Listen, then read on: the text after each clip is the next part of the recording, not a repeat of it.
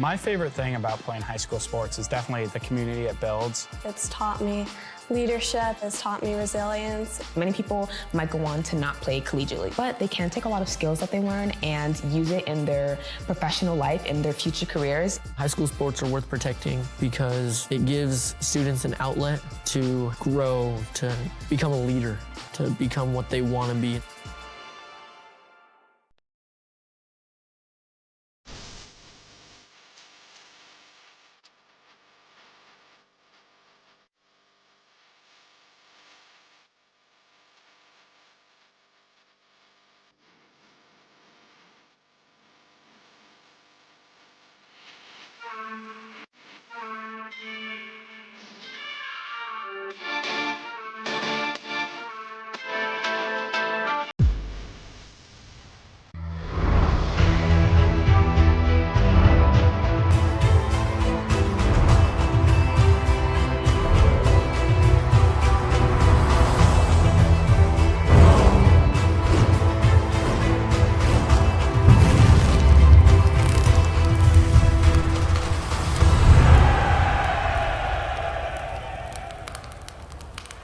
Hey there, wrestling fans. We are here on the campus of West Essex High School in the beautiful town of North Cordwell, New Jersey, bringing you some big-time New Jersey high school wrestling action.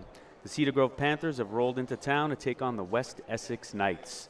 Tonight's coverage, of course, is brought to you by Garden State HS Wrestling, your counties, your teams, your site. Garden State HS Wrestling is the premier destination for all things New Jersey high school wrestling. Please visit us at gardenstatehswrestling.com. Before tonight's match kicks off, the West Essex are going to be honoring some of the wrestling alumni from previous years. So we're going to bring the full broadcast of that ceremony. We're just kind of patiently waiting for that to start. Some of these Cedar Grove wrestlers have started to warm up. But before we get into the real details of the match, we're just going to hold a little bit until the ceremony is over. And then myself and my analyst extraordinaire partner, James Clarke, will dig a little bit into the match while the teams are warming up. So sit tight, maybe a few minutes before the action starts. I'll remind you, of course, to follow us on social media, GardenStateHSWrestling.com on Facebook, on X at GardenStateHSW, and, of course, on Instagram at GardenStateHSWrestling. Want to become a sponsor? You own a local business? Sponsorship opportunities are available for team pages and live stream coverage. How do I become a sponsor? Learn more. How do you want to get your logo here? Look for the Your Logo Here button on your team's page or email. Email us at admin@GardenStateHSWrestling.com. And again, we're just going to hold a little bit till the ceremony is over, and then we're going to dig right into the wrestling action. So stay with us, grab yourself a drink, come on back, make sure you're tuned in.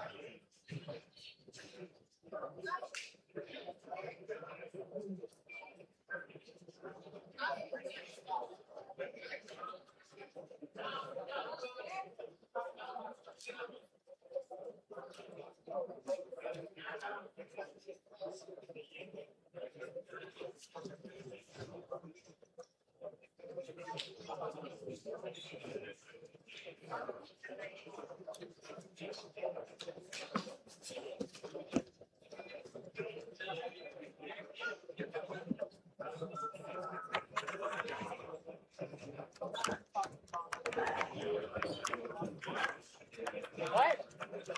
Don't plug it in yet? Yeah, I don't plan on it. I think it's there to wrestle JV. No, I kind of figured plugging it in would make it popular. I'm not.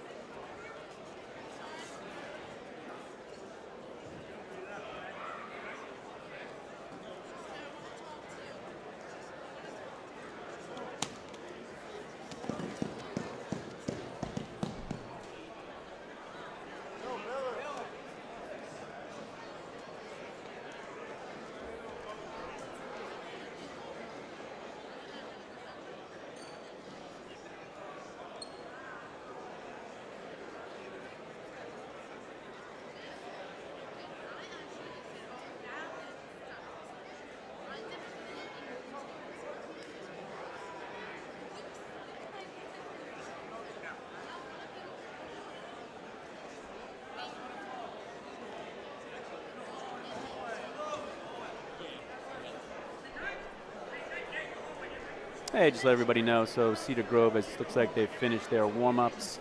So now we're going to wait for the, you can see a lot of the folks in the white T-shirts to the right side of the gym all gathered. They're having an alumni ceremony prior to the match. Just not sure if they're going to do that before the warm-ups and entrance of West Essex. I would think so.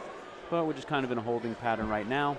Once we get the alumni ceremony completed, then we'll dig right into the action. So stay with us. And the action will be coming soon.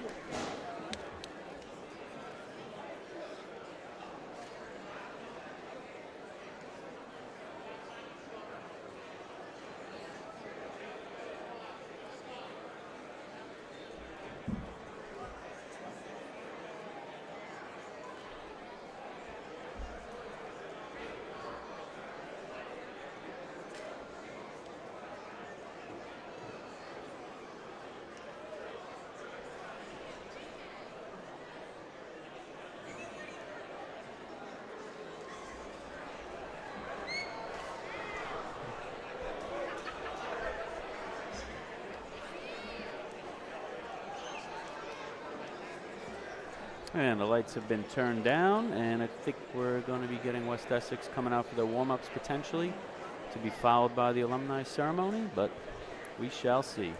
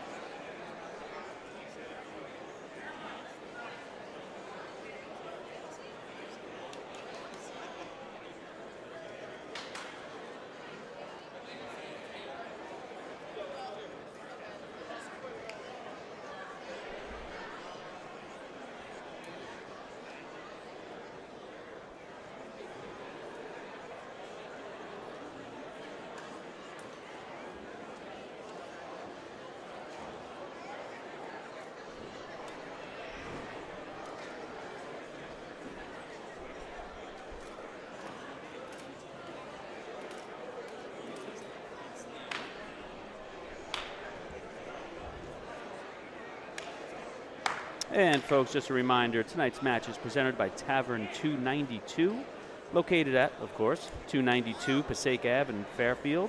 Tavern 292 features a cozy bar, great burgers, and features a private party room. Stop in or give us a call at 862-210-8867. You can also check us out online at www.tavern292.com. Tonight's event is also being sponsored by Legal Bay Lawsuit Funding. In a lawsuit, need cash?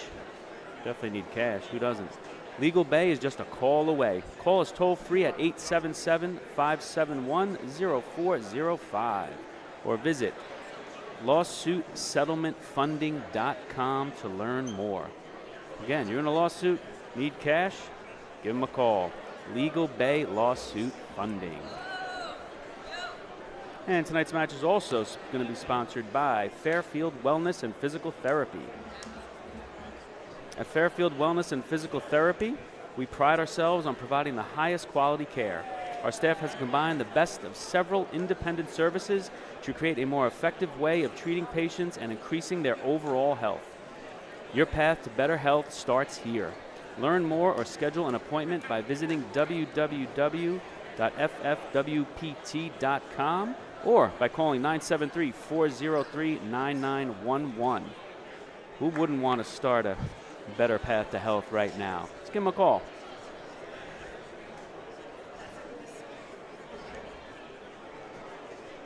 And last but not least, let's see if I can get this one in before the music starts here. Sponsorship, GSAN. Proud to bring you the best high school and local sports action right here on the Garden State Athletic Network, but we don't do it alone. Is your business looking to reach a dedicated local audience across New Jersey?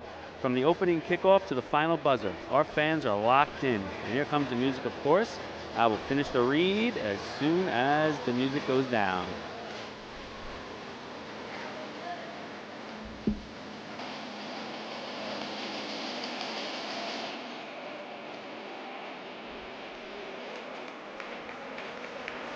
And here come the West Essex Knights.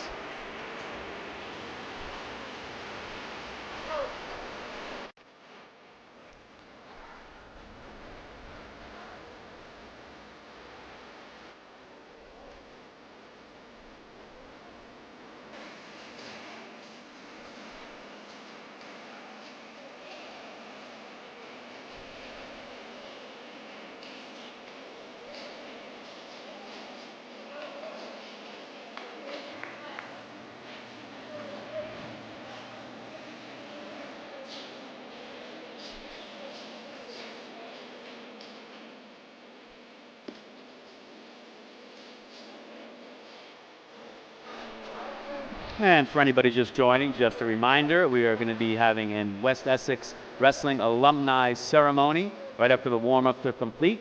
So we do not really want to officially kick off our wrestling portion of the broadcast until that ceremony is complete. So just hang out, stay with us. We're here. We're just waiting for the ceremony to get kicked off.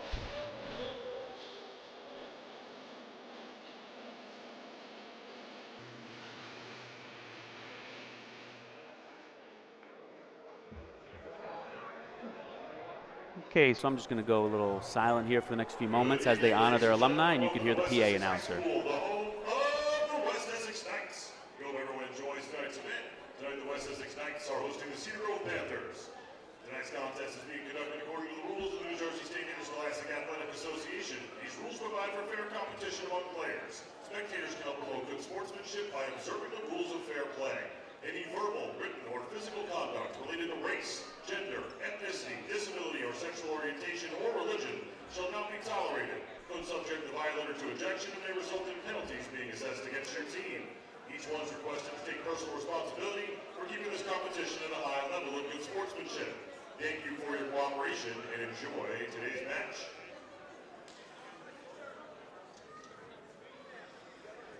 Good evening and welcome once again, ladies and gentlemen, to the 2026 Alumni Whiteout. Tonight we celebrate over 60 years of pride, power, and tradition for one of New Jersey's most storied programs, West Essex Wrestling, with a focus on 6 remarkable eras of excellence. The teams of 66, 76, 86, 96, 2006, and 2016. First, this time I want to thank our sponsors for the night, the 2011 team in honor of Jimmy Champion, as well as the Papa family, the Bastante family, and Joe and Maria Petruzzulo. We would also like to recognize the rest of our platinum sponsors, the Janish family, Rick Napian family, the Murillo family, the Valeriani family, the Russo brothers, Mark, Vinny, and Guy, West Essex first state champion, Joe Matarazzo and D&L Paving Contractors, the Detroit family, and the Formosa family. Again, thank you to all of you for your generous support. And now to our team recognition honors. First in 1966. The foundation was laid in 1966 when Hall of Fame coach Bill Wasilius, alongside Ted Carson, ignited a culture of individual excellence. That era produced West Essex first 2-time district champ in senior Richard Goodman, and West Essex first region champion and New Jersey State place winner George Mears, which planted the seed of a program built on toughness, discipline, and belief. 1976, the 1970s transformed West Essex Wrestling into a spectacle. Opponents walked into a blackout gym, Jethro Tull's locomotive breath blared. The Knights charged the mat, and the tone was set. 50 years ago, the legendary 1976 team, led by Coach Tony Janish, Ted Carson, and Bill Wasilius, delivered one of the greatest seasons in school history. 12-0, undefeated, top 12 in the state, and district and conference champions. The team crowned region champions, captains Pete Andrich and Ray Mignone, and produced West Essex third New Jersey State place winner, heavyweight Ray Mignone. The 1976 team was inducted into the West Essex Hall of Fame in October of 1992, and is to this day the only wrestling team ever to be inducted. Just as important, the senior class of 1976 built the foundation future generations would stand on. That group included district champions Frank Coibro, John Andrich, along with seniors Greg Stewart, Mike Graciopi, Alan Chabusky, Jim Carpentier, Jack Gambino, and Guy Lucas. 1986, the momentum carried into the 1980s, the most dominant stretch in program history under legendary coach Jeffrey Boyd. The 80s captured our first state champ in school history in Guy Russo, and West Essex also had 3 state finalists as well in Gene Kelly, John Saback, and Frankie DeMary. The 80s produced 9 state medalists, most of any decade, not to mention countless team titles. 40 years ago, the 1986 team upheld that legacy, led by seniors Captain Jeff Farina and David Humis, as well as Greg Saback, Frank Rubino, Dan Kobolinski, Ernie Delizia, and Lou Haraka. The 1986 team crowned a region champ in Steve Fano and region runner-up in Frank DeMary, an eventual New Jersey State finalist. The 86 squad is one of only 3 teams in school history to feature 3 eventual New Jersey State place winners: Juniors, DeMary Infano and sophomore Chris Janish. 1996, the early 90s put West Essex Wrestling back on the map with a District 13 team title. Tom Rawan winning back-to-back Region 4 championships, and Chris DeVito and co-captain Dennis Wilson placing in the state tournament.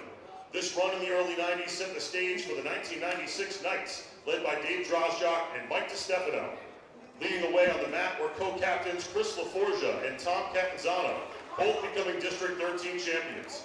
The 1996 wrestling team dominated District 13 with 5 total champs and defeated runner-up Caldwell by 69.5 points, advancing 11 wrestlers to the Region 4 tournament. Juniors Greg Ruggiero, Thomas Billings, and Richie LaMonica were also district champions, and the Knights set a new school record for most team points scored in a team tournament. Capping off the 1996 season, Coach Dave Drozjak was crowned District 13 Coach of the Year. 2006, like the 1976 team 30 years prior, 20 years ago, the 2006 West Essex Wrestling team brought back the blacked-out gym with Jethro Tull's locomotive breath blasting in the background. 2006 capped off a championship season and legacy by winning the District 13 team title for the second year in a row with Coach Joe Benvenuti, Anthony Vanella, Mike Benvenuti, and former West Essex wrestler John Papa leading the ship. During the 06 season, John Papa was known for a simple but powerful message that sticks with many of the former Knights to this day. It's a work day. The 2016 was Team State Tournament semifinalist for the second consecutive season. 2016 produced the first West Essex wrestler to earn 100 career wins in Matt DeTroya and sent 4 wrestlers to the state tournament for the second year in a row. Senior Captain Matt DeTroya, sophomore Sal Tobia, Senior Captain Rick Nappy, and Senior Captain Mike Durso, ultimately bringing home 2 individual state medals, in Matt DeTroya placing 6th and Mike Durso placing 8th, ending a state medal drought dating back to 1993. The 2006 West Essex Wrestling team was led by a group of seniors that were vital in the rebuilding of a one-story program with the team motto of "Own the Third Period." Senior leadership included Anthony Picciuto, LJ Caprio, Joe Droz, Paul Manai, Colin Naspo, and Doug Mead. The wrestlers, the parents, and the coaches built a family bond that still lasts to this day. All 3 groups were completely bought in with the mindset of program first. In many ways, the 2006 West Essex Wrestling team lit a fire in the teams that followed. Coach Ruggiero and Coach Markey would lead teams to bigger and better accolades after 2006, but the 2006 team set the bar back at championship levels, respected throughout the state. Moving along to 2016, the 2010's Knights teams were led by head coaches Greg Ruggiero and Mike Markey. This decade saw the Knights win 3 conference championships, 2 Essex County championships, 3 district championships, 4 state sectional titles, and a Group 3 championship in 2019. Over the span of this decade, the Knights produced 7 state medalists, 3 of which were state finalists in Anthony Perotti, Mark McDonald, and Bart Ogashi. Anthony Perotti was the lone state champion of this decade. The 2016 team was right in the middle of a rebuild. This team wrestled a stiff top 20 schedule and competed hard every duel, led by seniors Matt Jones, Thomas Tabatnik, AJ Tomaselli, Frankie Hunter, Santo DiCandina, Ryan Coya, and Joe Gambino. The 2016 Knights knocked off 2 state champion teams in epic upsets that defined the season. The Knights advanced 10 wrestlers to the region tournament this year and set the stage for the freshmen to go on and win the first ever group championship in West Essex history in 2019.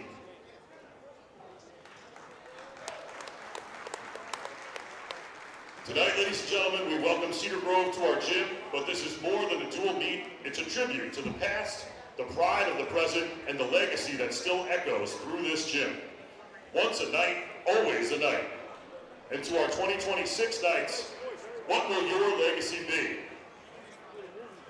I'd like to thank all of our alumni for coming out tonight and those watching at home for your continued support.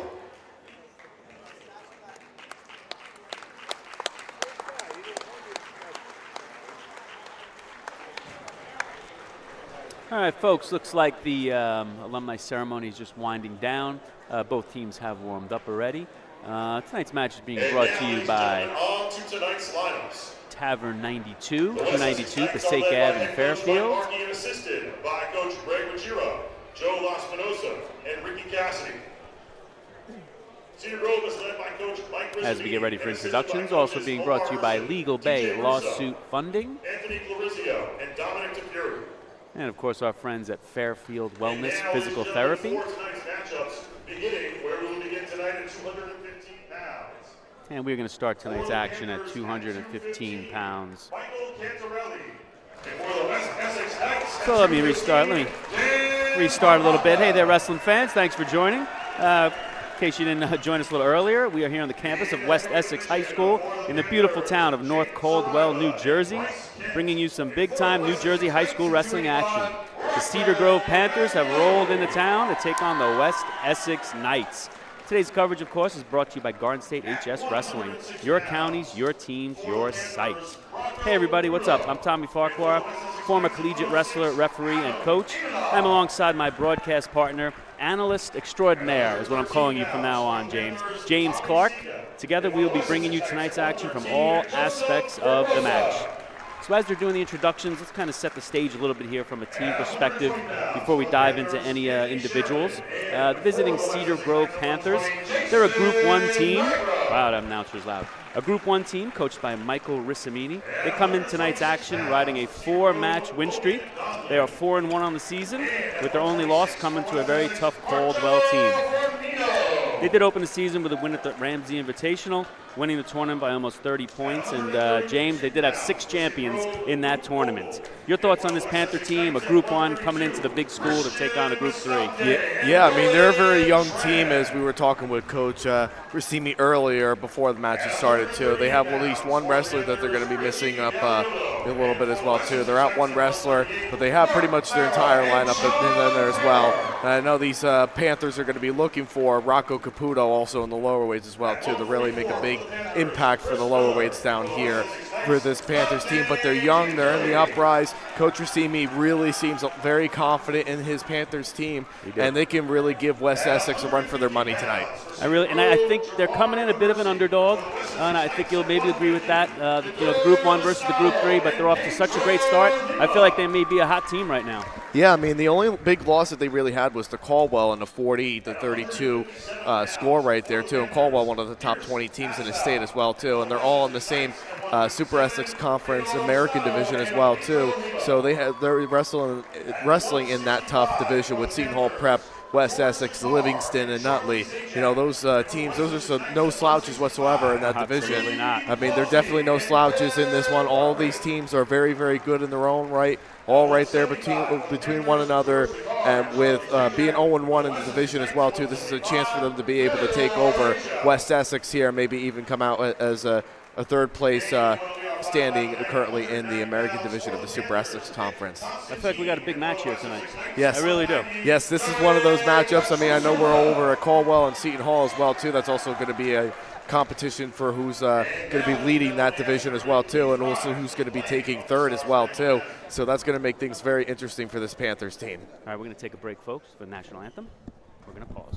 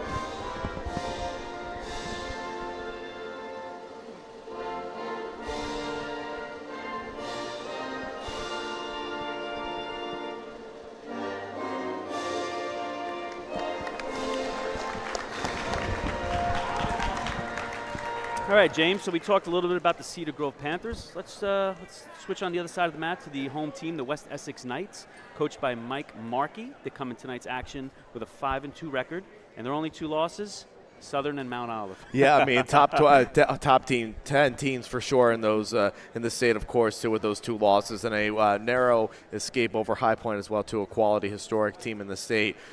These guys are definitely, they're also 1-0 in the division. They already beat Livingston in their first opening match of the season. So these guys really, with West Essex too, this is a big crowd here, as you saw from the alumni. They really love their wrestling over here as well too, as we just had the coin flip, and I believe that it's going to be Cedar Grove that gets the odd bouts here. And that's really what it's going to come down to at the end of the day, is really the coin toss. I know I say that kind of frequently, and it sounds very redundant, but the coin flip really, really matters the most in key matchups, especially in a big divisional match like this one. Could not agree more. And we're going to start tonight's action at 215 pounds. We're waiting for the arrival of the Cedar Grove wrestler, as they have to put their wrestler out first. Exactly to James' point, this is a big part of the strategy of a dual meet. And we're going to get them checked in, and we will get them going here. Yeah, and the big thing about really these 2 teams as well, too, they're starting at 215, which is a pretty good weight to really be starting at, too. So that way the heavyweight isn't also the last match of the night and put on the big pressure when they really don't need to. So, you know, they'll definitely be ending this. It could come down to the last match tonight. Okay, so we're going to have for Cedar Grove, Michael Cantarelli, and for West Essex, Danny Haraka. West Essex is in the black singlet with the white stripe. And, of course, Cedar Grove is in the black and gold. Again, that's Michael Cantarelli from Cedar Grove versus Danny Haraka from West Essex Regional. 215 pounds, and we are just 30 seconds in, no score. And a really good matchup here. Definitely a toss-up that both of these coaches, Coach Markey and Coach Racimi, are going to really want in this matchup right here to kind of get them on the right foot for either one of their teams. James, talk to the fans a little bit about a toss-up match. Toss-up matches are they're obviously they're wrestlers that are very evenly matched. They could have very similar records, but it also could just also mean as well too, where toss-up matches could also just mean, like, you know, where you know your wrestler is maybe one of the better ones too, but your other opponent can also keep it very close. Right. So that's something that these 2 wrestlers are going to be looking into and trying to win that. And you know these coaches are going to need it. And that's going to be a 3-point takedown for Danny Haraka. He goes up 3-0. So we can have some big point swings when it comes to a toss-up. Yeah, I mean, that's something that we saw last night at Hackettstown with a lot of matches that were very much toss-ups, and they turned into big 6 points. And, you know, that's something that we could also see here, too, is that that's something about West Essex, is that they're a dangerous team, and they can flip the script at any time. Haraka has the 2-on-1 on the far arm. Looking for a turn here. He could potentially have some back points. Cantarelli does roll through. They do go out of bounds. I think we're going to get a 1-point escape here, and we are. 1-point escape for Cantarelli. That makes the score 3-1. And a very nice job with being able to get out of it, too. It looked like he was going to get caught in that twister right there, that forearm tie, and he was able to get right out of it and scoop from the other direction to get out for the escape. I had tip-of-the-tongue syndrome. I couldn't get the word twister out. I was like, what does that move? 2-on-1, far arm, twister. Twister, yep, absolutely. Yes, of course. Coach Rogers, who was, shout out to him, who was a West Essex alumni here and was just honored in the alumni night, was also my coach at Hackettstown High School. Now he's back as an assistant coach, and he taught me all the names of the moves, especially from his time, too. And one Twister goes back a ways, man. Twister, and another famous one of his that he loved was Navy Rides. Navy Rides. He would always scream that out in excitement when he would see that happening. Okay, here we go in the second period. Haraka from West Essex has chosen the bottom position. He maintains a 3-1 lead. He's up to his feet. Looks like he's going to get an escape here. And Haraka goes up by a score of 4-1. 15 seconds gone, second period. Again, we got West Essex and Cedar Grove. We got a great crowd here. I'm anticipating a really competitive match tonight. Wrestlers are holding center at the moment. Minute 30 to go, second period. Any of you just joining us late, you got West Essex in the black with the white stripe. Cedar Grove in the black and gold. Michael Cantarelli, Cedar Grove. Danny Haraka, West Essex. And James, I think I'm going to start to agree with you 100%. This has the looks of a toss-up match to me already. Yep, it's a 4-1 lead right here for Haraka right now too. So he just doesn't want to wrestle anything too crazy here. He wants to wrestle conservatively, but also aggressively, pushing the pace a little bit too. But of course, knowing him, he has a 4-1 lead here. Even if he doesn't get the 6 for his team, he can satisfy with a 3-point decision. Oh yeah. Okay, we're down to 40 seconds, second period. Score remains 4-1. Haraka. No real committed shot here in the last 30 seconds or so. Let's see if anybody wants to pull the trigger in the last 20 seconds. Yeah, and that's something that both coaches, of course, and any wrestling coach for that matter too, is those late period points, because they change the momentum of the entire match when you go into the next period. They absolutely do. We've got 10 seconds left here. Tonight's referees are Dan DiLorenzi. He's in his 20th year. He's the head official right now. And his assistant right now is Mark Russo, 26 years. We got 2 of the state's best right here. Mark Russo. Mark Russo's been on the boys' state final mat 2 times. Dan DiLorenzi's been on the girls' state final mat 1 time. And Mark Russo's brother as well too, Vinny Russo is also here in the house tonight. He's in charge of all of the NJSIAA officials throughout the state. Oh yeah, shout out Vinny Russo, does a great job. Oh yes, he does. He has some of the greatest refs that we ever see here in the state of New Jersey to come through. Okay, so third period, Cantarelli did choose bottom. Cantarelli holds on that 4-1 lead. Looks like he might be running a half here. This could be huge. Cantarelli's got to look away and peel if he can. Looks like he has fought it off, and he did. Cantarelli's going to have to be able to get out from underneath here and see if he can get something, but there's nothing going there for him. And he has the leg thrown in there, but Haraka is a little bit high here. So he's going to have to kind of readjust, and that's exactly what he does, and nicely done by him. Okay, minute 15, third period. Haraka holding to a 4-1 lead. Oh, he adjusted nicely. Now we could be looking at trouble. I think we're looking for 6. Referee begins to swipe. I think we are too. Referee is holding some swipes there. Fortunate to only come out with 3 back points. 3 back points, yep. Fortunate to only come out with that. That looked like he was done. It sure did. Haraka now leads 7-1. 45 seconds to go, and he is looking for more. That half again. Nope, referee has stopped it. We got a full Nelson on Haraka. Looks like his hands touched on the back of the head. That's 1 point for Cantarelli. So the score is 6. They have it as 6-2, so maybe they only gave 2 back points there. I thought he did give at least 2 backs, but yep, that honestly changes the momentum now, because what he has to do here in the last 30 seconds, he's got to get out and get a takedown here as Cantarelli. Yep. Does not want to do that. Not in a match where this matters that much. 20 seconds left, more swipes coming. Haraka's got Cantarelli in all sorts of trouble here. This could be a big way to start the match if he could secure 6. 10 seconds to go. Let's see what kind of fight Cantarelli's going to put up here. And he has the fall. Danny Haraka with the fall with 5 seconds left. Oh, wow. A big momentum shift right there, as we talked about. That's a huge. Take us through the replay there. Yeah, I mean, he threw in that half Nelson right there, and he was able to stick him. It looked a couple of times that he had him stuck pretty deep, and he was able to get the 6 points. West Essex leads 6-0. Big start for West Essex there. As we move to 285, going to get the wrestlers checked in. And I know at the end of that match right there, I know Cantarelli did throw his headgear onto the mat. Oh, I did not see that. But I did not see the officials take away a team point from Cedar Grove for that. Good call there. All right, so for West Essex, we have Rocco Maglione. For Cedar Grove, we have Jake Saraiva. Sorry if I'm pronouncing that wrong. Jake Saraiva, they're coming right towards the table here, the big guys. It wouldn't be the first time if the big guys ever ran into Gardens AHS Wrestling's tables. We've had that happen numerous times. That's funny. Saraiva from Cedar Grove seems to be the aggressor at the moment. We're 30 seconds into the first period. And they go out of bounds. We're probably going to get a stall call, and we do. Stalling on Rocco Maglione, backing off the mat. Yeah, and that's something I want to go over as well, too. A lot of fans, even when we saw in last night's match at Hackettstown, Coach Gill wasn't very happy about the call with his wrestler being pushed out of bounds, and they're calling the stalling, but that's what they do every single time. Even if you're pushing your opponent out of bounds, it's your job to be able to circle back in.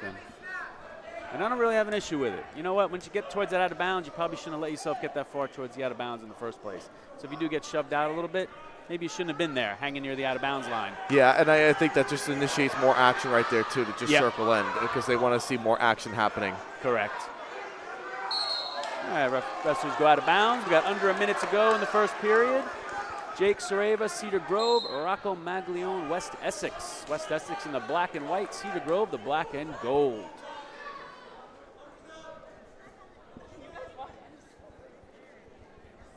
But a really good job right here by these heavyweight wrestlers. And you know as well, too, Tom, with heavyweight wrestling, not a whole lot of action really happens in heavyweight. It either goes into the ultimate ride out or a pin. Or it's a pin. That is so true, James. So true. And sometimes for the fans, it's more entertaining to watch it go into the ultimate ride out, because one of them has to be able to get out, you would think. Somebody. All right, we're down to 15 seconds. Let's see if anybody wants to get some short time scoring here. We're working on the out of bounds. And that's going to be, I'm a little bit surprised. I thought he was going to hit him for stalling. I thought he was going to hit him with stall again. I really did thought that was going to happen. That was pretty close. I thought referee Mark Russo was going to as well, to be honest. All right, so at the end of one, we are 0-0. And West Essex with a 6-0 team lead, coming off that pin at 215 as time was winding down. That was a big one. And Jake Sareva from Cedar Grove is going to choose the bottom position to start the second. And let's see if he can get to his feet and get the heck out of there. And he does very quickly. 1-0 lead for Sareva from Cedar Grove. And that was Maglione's choice, but they decided to defer it over to Jake over here from Cedar Grove and give him the 1 point escape. And honestly, you know, most of what I've been taught, and you may have a different point of view on it as well too, but when you're tied 0-0 right there and you're given choice first, I always say go bottom first, because if you have that opportunity to get out from bottom, and in case if it goes into the ultimate ride out, you can go right from the bottom and get out. You know what I mean? So yeah, and there's a stall, another stall call on West Essex. So that's a point. So it's going to be 2-0 Cedar Grove. Second stall warning on Rocco Maglione. Yeah. And I thought we might have our first disagreement there, James, but we're not, because I agree wholeheartedly. 0-0 match, take bottom. Yeah. Get the first point. Nope. I mean, that's just something that always is. And now that you get that stall warning right there on top of it, too, that could be that 3 point swing right there that Cedar Grove needs at the end. That is correct. 1 minute to go, second period. Again, it's 2-0. Jake Sareva from Cedar Grove has the one escape, and he also has the benefactor of a second stall warning on Maglione. So 2-0 Sareva, second period, under a minute to go. Looking for somebody. Looks like they want to commit to something, but they're a little afraid to pull the trigger and get underneath the other wrestler. Yeah, I mean, especially in this kind of match, you have a lot of time. You have a whole another 2 minutes, even if you can't get anything here in the second. And that's something that coaches always emphasize. Don't rush anything. Don't throw in a desperation move here, especially in the second period if you're only down by 2. Just go into the third, take bottom, try to get out, or even go back on your feet and see if you can get a takedown to win the match. And, James, I think that's a great point, especially late in matches in a tight duel like this. You do not go crazy with desperation and put yourself in real danger and potentially get pinned late trying to do something heroic and cost your team 6 as maybe opposed to 3. Yeah, and that's something that, of course, you know, Coach Markey is going to really be hammering into his guys as well, too, especially right here in a very crucial division match. Yep. Okay, so we're going to third period. 2-0, Cedar Grove, Sareva. Rocco Maglione from West Essex has chosen the bottom position. Let's see if he can duplicate what Sareva did and get right up to his feet and right out. And Sareva just has to be able to be a little bit more conservative and wrestle aggressively on top here. But if he sees any sort of resentment and just seeing him being able to pop up, I would just cut him and go back on your feet. Especially don't want to get rolled, that's for sure. But he's got a bar in here. It looks pretty tight.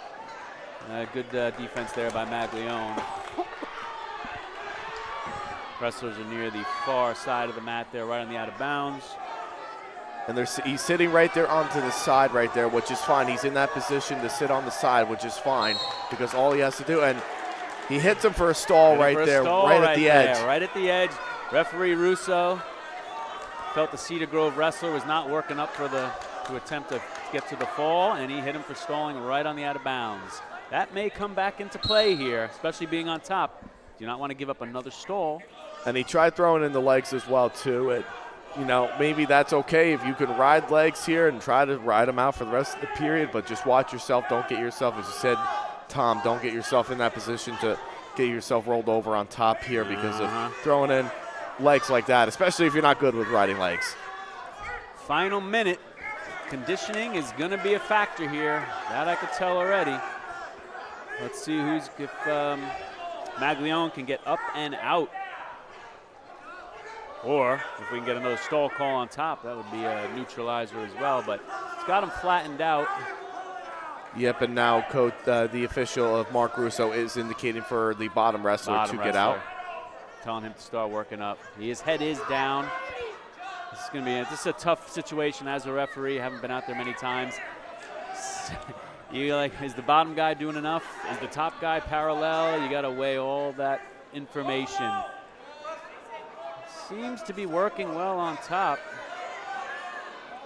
15 seconds to go. Looks like he is going to try to ride him out the entire match, entire period here. 5 seconds, and never want to speak too soon. Is that attempted roll we were just talking about. And Jake Sareva from Cedar Grove with a 2-0 win at heavyweight. That brings the match score to West Essex 6, Cedar Grove 3. Nice job there by Sareva, I thought. Yeah, I thought he wrestled his match right there, and he was able to get that escape right there. And as I said, you know, getting those escape points and being able to get the stalls is crucial. Tonight's match is presented by Tavern 292, located at, of course, 292 Passaic Ave in Fairfield. Tavern 292 features a cozy bar, great burgers, and features a private party room. Stop in or give us a call at 862-210-8867. You can also check us out online at www.tavern292.com. And here we go at 106 pounds. We have Rocco Caputo Jr. from Cedar Grove versus Adam Idenoff from West Essex. And Caputo gets to work right away. With a 3-point takedown, he takes the lead 3-0, minute 40 to go, first period. And I know Coach Razimi is really looking forward to Rocco Caputo in the next few years here. He's a sophomore, had a really nice run as a freshman from a year ago. And he's definitely looking promising here as he's already getting that double arm bar. He was a state qualifier, I believe, last year. Yes, he was, and did really well in the region tournament as well, too. Was top 3 there. He's got that bar cinched up tight. A lot of pressure on that shoulder. He's looking up, doing the right thing. Sometimes it is hard to get, and he does get the fall. Big 6 for Rocco Caputo and the Cedar Grove Panthers. That is going to put them up 9-3. Replay, James, take us through that bar. Yeah, of course, he ran that double arm bar extremely quick right there, but of course he saw the opportunity come in there. Got 6 for his team. That's a nice, beautiful double arm bar there by Caputo. That was.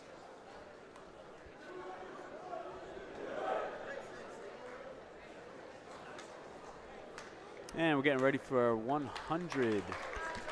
And I'm sorry, I thought it was forfeit. Okay, so here we go. Let's get the wrestlers checked in. 113 pounds. And let's see who we have here.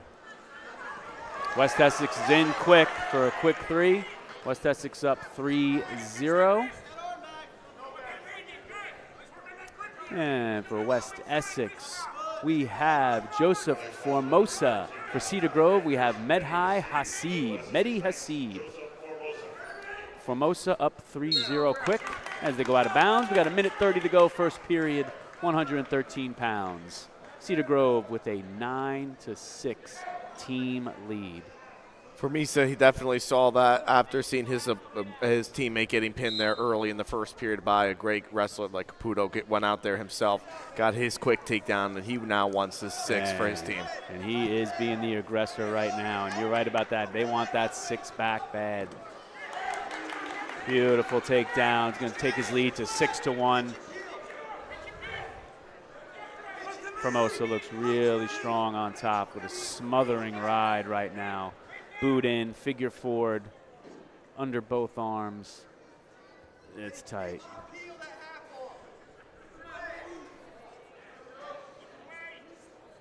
Continues to work the pressure forward here. Takes a peek at the clock. We're under a minute to go. Formosa with that 6-1 lead. And looks like he is going to release Mehdi Hasib, so that's going to make the score 6-2. Formosa being the aggressor again on the out of bounds, has 1 toe in. Referee Russo gives him the 3 as they go out of bounds. That should take it to 9-2. And I think he's just going to cut him here and just go back on his feet. Nope, he's going to look like he's going to get some turns here. I would have thought he would have cut him too. 9-2, 30 seconds to go, first period. Formosa looking really strong, but Mehdi Hasib is not giving in by no means. We got a bar and a half here. This looks like trouble, James. Yep, and as we said there, Tom, I think we're going to get the 6 points right here for West Essex. 10 seconds. Still a little bit of time left there. And he gave him 3. And there is the fall with under 1 second left. Big 6 for Joseph Formosa from West Essex. And a really good job at that, too. He ran that half Nelson right there, and he was able to run it right through until he got his shoulders flat, got the pin, and a very crucial matchup right there. They needed 6, and they got it. They did. So that takes their lead to 12-9. West Essex up 12-9. Just want to call out some of our sponsors here. Legal Bay Lawsuit Funding.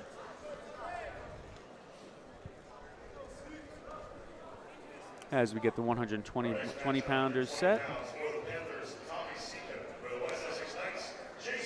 Tonight's match is presented by Legal Bay Lawsuit Funding. In a lawsuit and need cash, Legal Bay is just a call away. Call us at 1-877-571-0405. Okay, we are at 120 pounds. Getting the wrestlers checked in here. We got Jason Nigro from West Essex and Tommy Sika from Cedar Grove. Sika, another wrestler for the Panthers. I know Coach Razimi is going to be relying on this year as well, too. Another underclassman as well, too, for the Panthers. And we are 30 seconds in, both wrestlers holding center.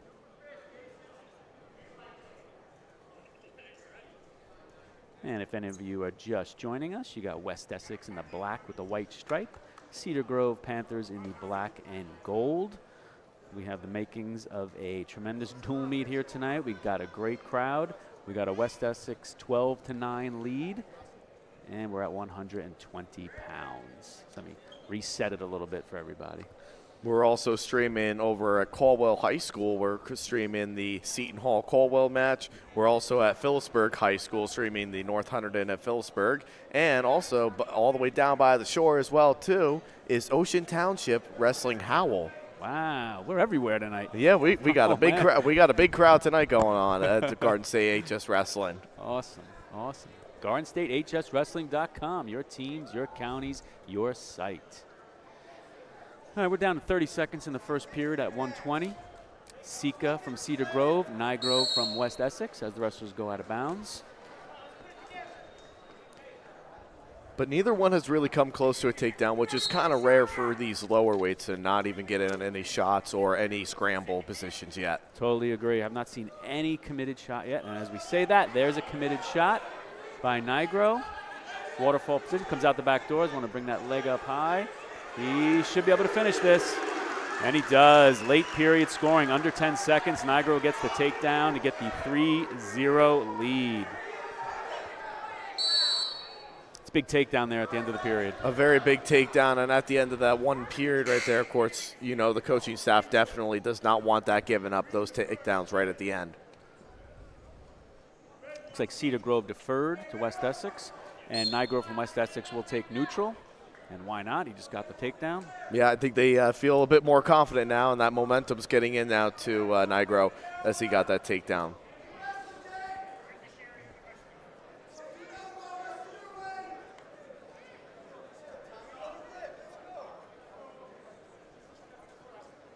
Again, wrestlers holding center. We've only had that one committed attack, which did result in a takedown by Nigro. I'm looking for Sika to pull the trigger here on whatever his best shot is, get back in this match.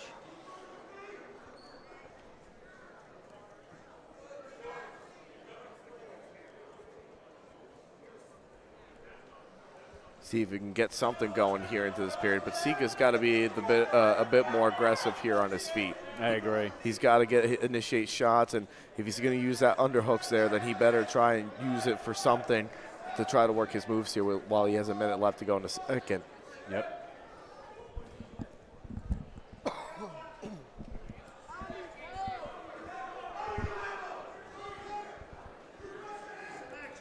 Referee Dan DiLorenzi just called for some action. That's referee talk for I might hit someone for stalling soon if you guys don't get busy. But they are holding center, but no one's really making any committed attacks. No, and I'm a little bit shocked by that, especially after that early takedown. You would have thought at the end of the period takedown, you would have thought that Nigro would have went right back in after choosing neutral. And as we say that, Sika got in on a shot of his own, the first Sika's one of this in. match. We got a little funk going on right now. Nigro pulling on that. Good scramble here. Sika's still holding to that right leg, but Nigro's got that far ankle control. We only got 5 seconds to go. Let's see if anyone can finish here. I don't think so, and he's not going to be able to spike that ankle. So we're going to go into the third period, still 3-0 Nigro from West Essex. Good little scramble there at the end. Yeah, really nice scramble right there. And, you know, obviously with Sika, he didn't get his head out on the outside to be able to finish a takedown. He had it right in a very bad position, and that's what it was able to get into the funky roll there for Nigro. Everybody loves the funk. All right, so Sika took bottom, and Nigro elected to let him up. So that will be a 3-1 lead for Nigro, third period. So it's a takedown. I think Nigro feels very confident with staying on his feet right there, even with that near takedown by Sika at the end of the second period. I don't think it really scared him too much. I think he felt very confident just to get into his funkiness there. I agree. Yeah, he did look comfortable there. And good re-attack by Sika.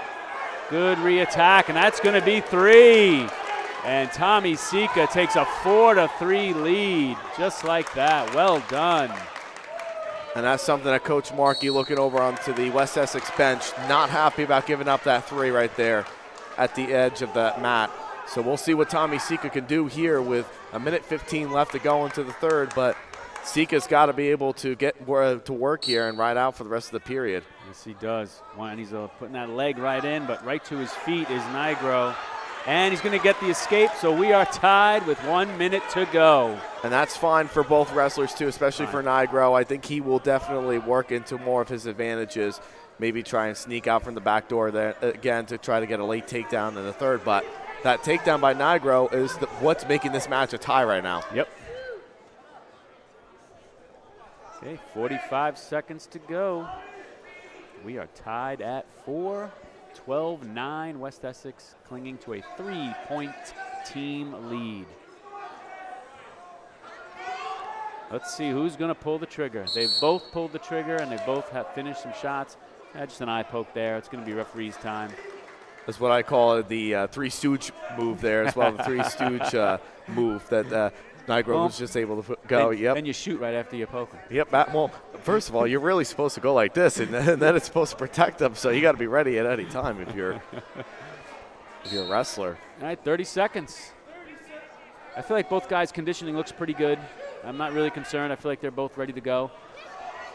Shot by Nigro. Defended well by Sika. They're back on their feet. Sika's just got to circle back in. He doesn't want to get hit with that late stall warning at the end. And there's a shot right there by Nigro. Can he finish it? That's the big question. Can he finish it? Oh, he's got it up. He's in good position here with 5 seconds to go.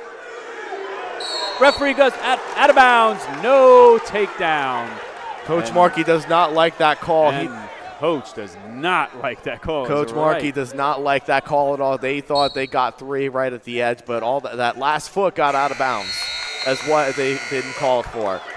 So referee Dan DiLorenzi did not see the takedown. I don't think I saw it either, but we're going to go to overtime. It's 4-4. 1 minute, sudden victory. First point wins. Oh, this is a big one. This could have huge ramifications on this dual meet. And a very big toss-up match between the two of these two, of course, with Cedar Grove wanting one of their best wrestlers of Sika to come out on top and get the 3 points for their team.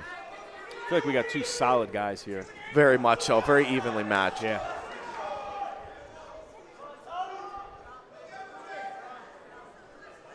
Nigro stalking him a little bit. Like you said before, James, Sika's going to want to get his back to the middle. Circle in, 'cause that's right on call. There's the stall call. Stall warning on Sika. Just hovering a little to that edge too much. Yeah, and they're a little bit, they didn't really like that they got the stall over on the Cedar Grove bench. Another eye poke, it looks like. Referee DiLorenzi is going to talk to Nigro about that eye poke. So we did have that stalling warning, which Cedar Grove didn't like. For any of you young wrestlers watching, you don't want to get called for stalling. Keep your back facing the middle. If your back's facing the middle, it means you're taking territory and you're moving forward. Referees will stay off you. Good single by Sika. Being defended well. He's looking to switch off to double, James. Yeah, I mean, that's a huge point. He has to be able to get his head to the outside. He's in between the legs. And again, just like you said, Nigro's not scared. He's getting into the funk roll, so he could just hang out right there at the edge. Here we go. And time. And Cedar Grove and Sika, I think, thought he got the 3, and he did not. But we're going to go into the tiebreaker, the first tiebreaker. And the flip of the coin goes to Sika. And he's going to defer. He's going to, and Nigro will take down. We are in tiebreakers. 2 30-second tiebreakers.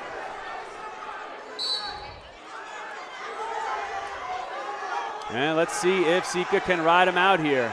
And Nigro is away to take a 5-4 lead. 20 seconds to go in tiebreaker number 1. Remember, Sika will have his chance to go down in the next tiebreaker, and he will have to get out as well. Unless somebody can hit a shot here, hit a 2. 2 seconds to go, so we will go to tiebreaker number 2. Sika will take down, I will assume, and he does. Got to get out. Got to get out here, tie it up, and I know it's going to be crazy because you got to go in, when you go into the ultimate ride out, it's going to be Nigro's choice there because he did score first at the end of that first period. Great point, James. Nigro did score first, so he will get choice. And you know he's going down because he got out really fast. But if he can ride him out here, he can win it that way too. 21 seconds to go. Sika needs to get out.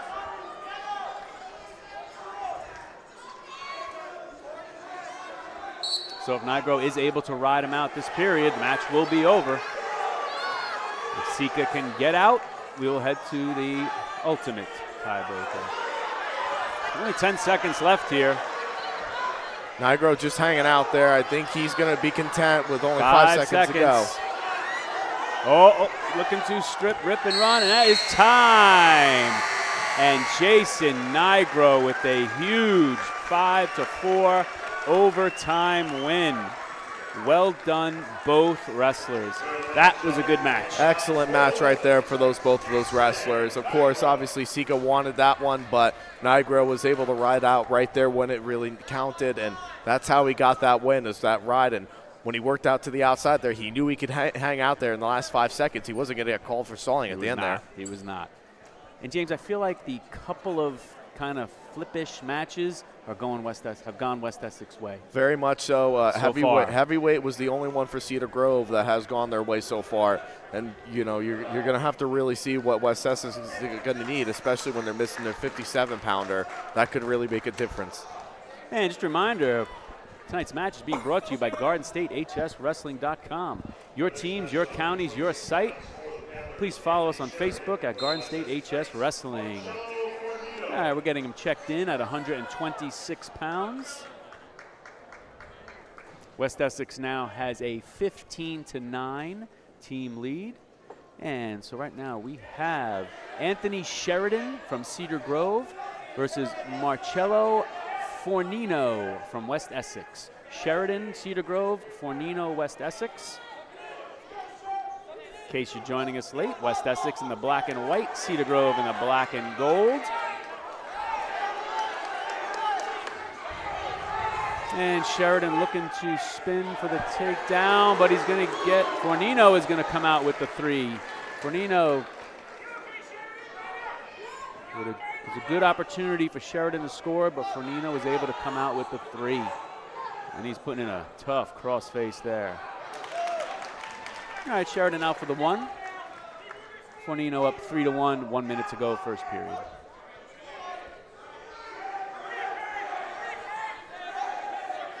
Again, Cedar Grove, they've been going into those doubles right there. They keep going in between the legs of their opponents. It's not a good position to be in. That head in the middle is a tough spot. The pressure on your head is just tough. Now he's trying to come out and around, which he is. West Essex got a hold of that foot, got to watch that knee. On the out of bounds, a little bit of a funky scramble there for a second. And just like our last West Essex wrestler, Fornino looks very comfortable in the funky scramble position. Yeah, I mean, anytime that you have a wrestler that is shooting in between the legs right there, the defensive wrestler is always going to get into those funky rolls because they know they're not going to get taken down out of it. They just know that every time. They always can grab onto that ankle and start rolling around. Their ankles are right there. Like you said before, get that head outside, start lifting and driving. Or bring the single leg up, either one. Yeah, high crotches, sweep singles, any of them that you know that you can get more pressure on than just going for that double. Because doubles aren't, if it's not done properly, it's not always going to be done. You're stuck. Okay, West Essex has deferred the choice for the second period. And Sheridan from Cedar Grove has taken the down position. And it looks like Fornino from West Essex wants to let him up. So that will make the score 3-2. And a caution on Sheridan from Cedar Grove. He got a little ahead of himself there before the whistle.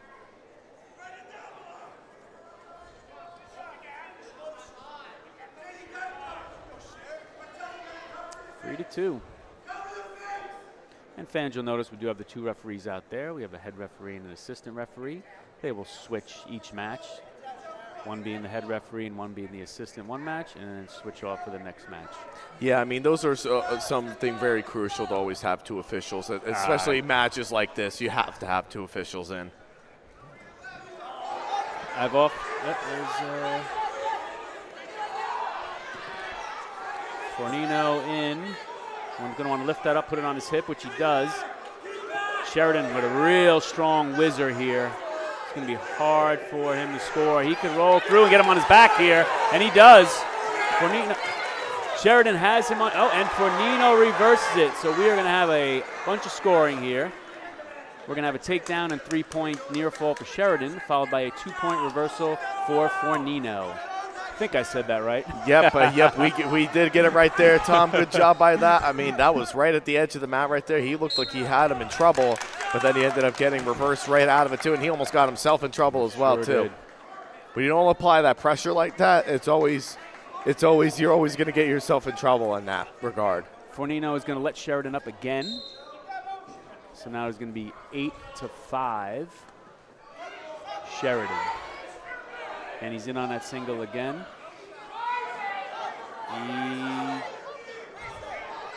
Fornino's got that foot again. You can see him clinging to the shoelaces there. Very hard to finish, but Sheridan is getting better by the second here with his positioning. So hard to finish, as you can see. Fornino hanging on to that ankle. Yeah, he has it spiked. Yeah, Fornino's doing a really good job. He has control of that, but now he's kind of lost control. Yep. Okay, so now it's 11-5 Sheridan. Second period coming down to an end. Okay, Anthony Sheridan up 11-5 on Marcello Fornino, and I believe it's going to be West Essex choice. He's probably going to take neutral, and he does. A lot of points scored there in that second period. Yeah, I mean, honestly, it's 12-5 right now, and Fornino keeps cutting Sheridan. So, because I think he feels that a takedown will be coming. So I think he's just trying to catch him at that right time and flip the script of this match. Good shot by Sheridan in that waterfall, almost in the waterfall position again. Just like you said before, James, there's that head in the middle. You get trapped in there. It's at least the third wrestler from Cedar Grove we've seen do that. Ooh, watch that knee. Referee's going to call that potentially dangerous. Yeah, that wasn't looking too good right there, too. So a good stop right there by the official. I agree. Totally agree.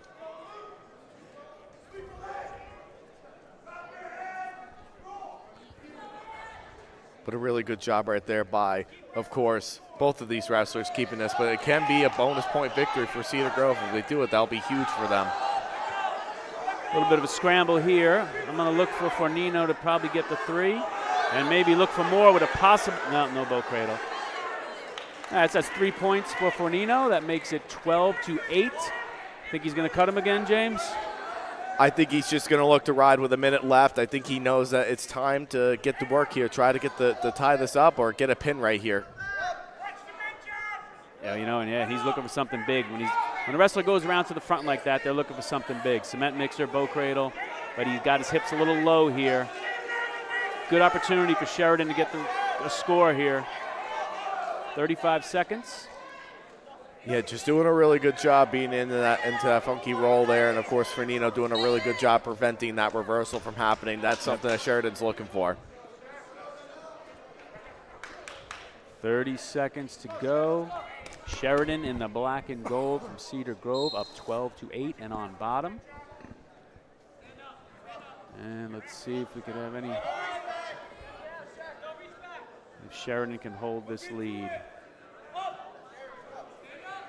You can almost see Fornino trying to think of a way to do something big. And we'll get the escape for Sheridan. That makes it 13-8. If he could actually get a takedown here, James, it'll be a major decision. But I think he's going to run out of time, but maybe not. Yeah, it's not going to be enough time right here in the third, but he could get it. They're not going to get it right there at the edge. That just saved the team point right there. That would have been a major if he got that. Oh, boy. 100% would have been. Wow. 100%. That would have been a major if he got that takedown. So that's a good job by West Essex.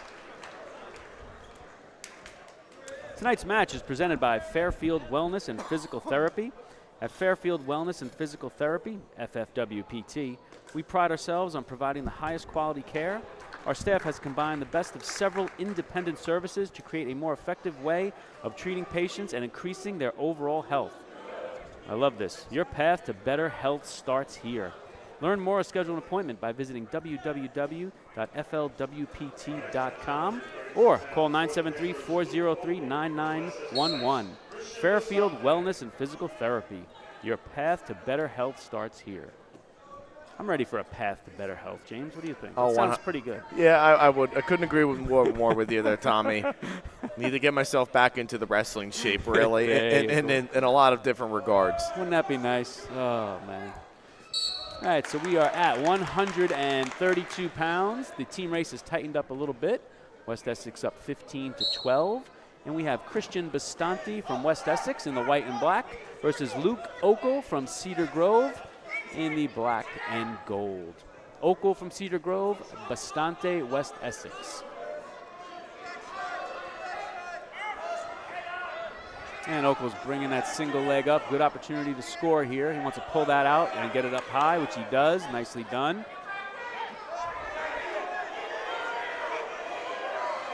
Crowd yelling from the pull him back as he's going near the out of bounds, which he is slowly doing.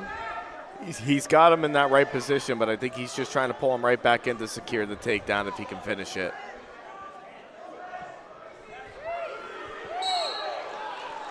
And the officials say no to that. The crowd behind us are shouting 3, but there's no advantage yet. No advantage of a takedown. They did want that 3. We're under a minute to go. Still scoreless. Okel and Bastante. I hope I'm saying Okel correctly. I don't know if I know any other way to say it. Nice shot by Bastante. He caught Oakle a little flat-footed there. Beautifully timed shot. 3-0 Bastante from West Essex. Yeah, a very nice job. He almost looked like he was going to get taken down there at the end of himself. But a good experienced wrestler, like Bastante, who is very experienced for his team, knew enough not to get taken down right there in the sweep single, so he was able to get one of his own. I feel like this West Essex team has a lot of experience. I think we counted some of the banners earlier that had something like 10 or 11 seniors on this squad. Yeah, they've got a lot of kids coming back from a year ago last year, and I think this is a team that's really poised to do some big things. They're going to definitely compete with Seton Hall Prep and next week, and they'll definitely compete with their rivals of Caldwell as well, too. Right. Okay, Cedar Grove, Eckel has deferred his choice, and Bastante from West Essex has chosen down to start the second period. 3-0 lead, Bastante, West Essex. And a quick escape for Bastante brings the score to 4-0. That shot was a little bit from distance. Nice re-attack by Bastante. He looks like he is going to get another 3, and they're going to get blown out of bounds. That's going to take it to a 7-1, it should be, I believe. Yep, it's 7-1 now after the cut. 7-1, yep.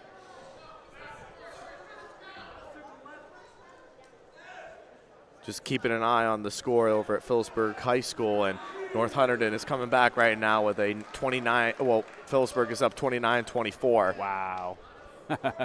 North Hunterdon's a good team, coached by Coach Bell. They really are. And we saw them a couple of weeks ago wrestle against a really tough Southern team. Another takedown from Bastante. 2 quick takedowns. Now the score is, you blink and it's 13-2. We're getting close to technical fall territory here. Yeah, I mean, that's something that we see a lot now with these 3-point takedowns and these 4 back points. That's something that we see a lot of now, is these are like, they can turn into major decisions or tech falls very early on into like the first 2 periods. They really can. Another shot just from distance by Oakle. It's just Bastante able to re-attack. He's now up 16-3. You know, of course, he would love the fall and get the 6 points. Tech fall worth 5. For any of you a little newer to the sport, you beat your wrestler by your individual match, you win by less than 8 points. It is a 3-point decision. You get 3 points for your team. If you win by 8 to 14 points, your team will get 4. That's called a major decision. If you're able to win your match by 15 or more points, that is a technical fall. That's 5 team points. And, of course, if you are able to get the fall, that is a 6-pointer. Bonus points, bonus points, bonus points. Bonus points, yep. We couldn't say any better ourselves there, nope. Tom. Nope. That's going to wind it down for the second period. Bastante up 16-3, and I can see him looking at his coach. They're trying to figure out a way to maximize the bonus points.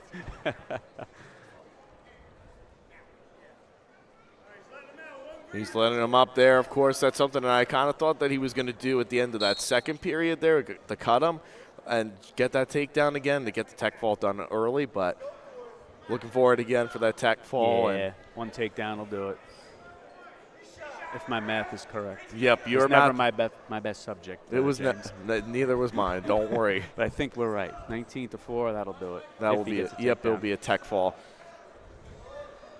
Bastante continues to stalk him. They're probably going to get him with a stall, and they do. Stalling on Eckel. That's his second stall. It's a point, so it's 17-4.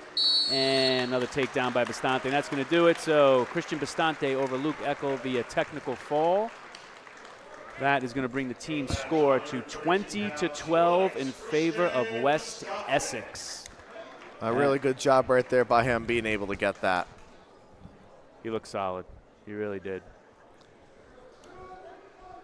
And we're getting ready for 100 and that was 132, I believe. Let's just make sure we're all right. Yeah. Yep, it was 132. Losing track a little bit after that because it's been, you know, we had that alumni night that kind of rolled in a little bit, and then now it's so. 138 pounds. Let's see who we got.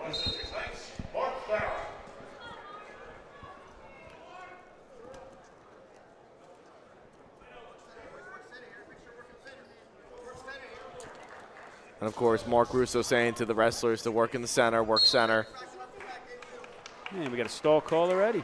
And we got Richie Galiotto from Cedar Grove versus Mark Farquhar from West Essex. Farquhar from West Essex in the white and black.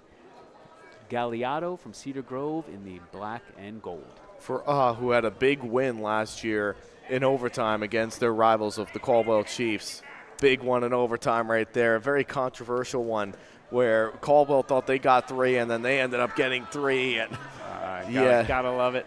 Oh, it was one of the craziest matches you would ever see. Yeah, this West Essex team, they're battle tested. They've been in some big ones.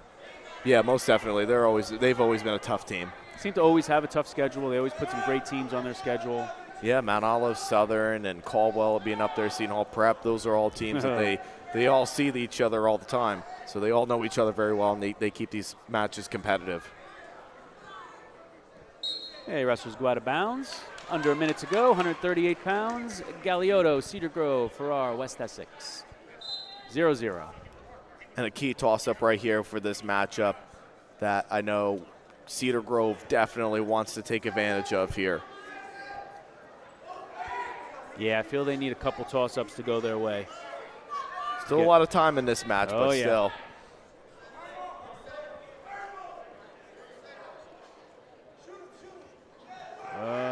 Good fireman's carry there. Look like good transition to a dump. I think he's going to run out of real estate here. He's going to. And we're neutral back to the middle. Referee Mark Russo will get him going again with 23 seconds to go in the first period.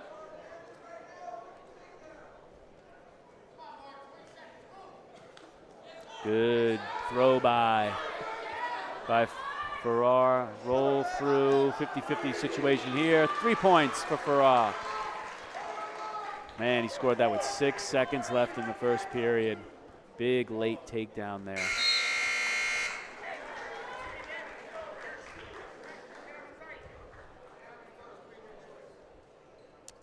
Okay, West Essex is going to defer choice for the second period. Galiotto from Cedar Grove is going to take down. 3-0 Farquhar.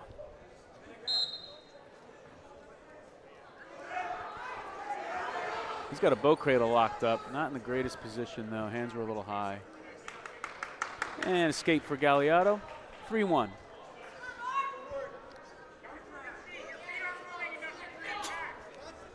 Really good matchup right here between these two wrestlers, with Farquhar getting that late takedown at the end of the first.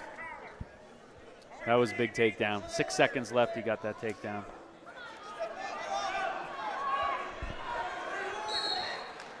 Galiotto is in on a shot, but they do go out of bounds. And we'll go back to the center. Wrestlers and coaches always have to hate the fact that the mats are not big enough for those kind of takedowns like that, especially like I know in college, I know the mats are definitely much wider, much bigger than high school mats. So sometimes I kind of wish those college matches kind of were embedded into here. Galiotto in on a single, head inside. He's going to either want to circle out and lift or switch off double, get his head out of there, because this is not going to go anywhere. Nope. Again, this is now the fifth, at least the fifth Cedar Grove wrestler we've seen that wrestle, just keep wrestling in between the legs. In between the legs, head stuck. And I'm sure Coach Racimi for Cedar Grove, they're going to be looking at the film later and just tell his wrestlers, you guys got to stop shooting from there, shoot from the outside, and pop your hat out when you're able to. If you don't see it there, get yourself out of that danger, because you're going to get into these funky rolls here, and there'll be more teams that are like that, not just West Essex. There are going to be a lot of other teams that are going to be wrestling in that kind of style as well. Yeah, your ankles are so exposed when your head is in the middle, and funk has really become a big part of college for sure, but now high school. And wrestlers go out of bounds, and we're still neutral. 3-1 Farquhar over Galiotto. We're at 138 pounds. Team score, West Essex 20, Cedar Grove 12.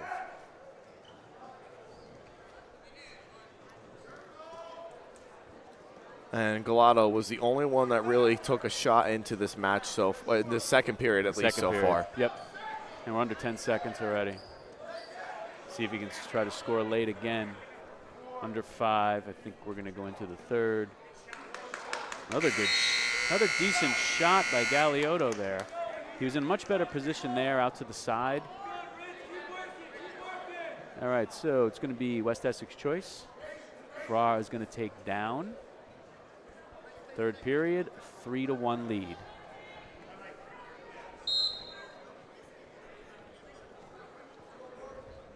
And he has a half thrown in his Galato, so just got to be careful. Give up one, not two.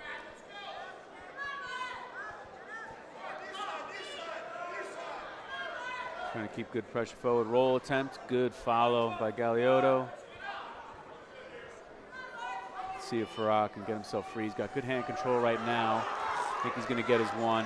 Yeah, he does. If he gives up the one, that is fine because Galato can just look for the takedown for the tying. Yep.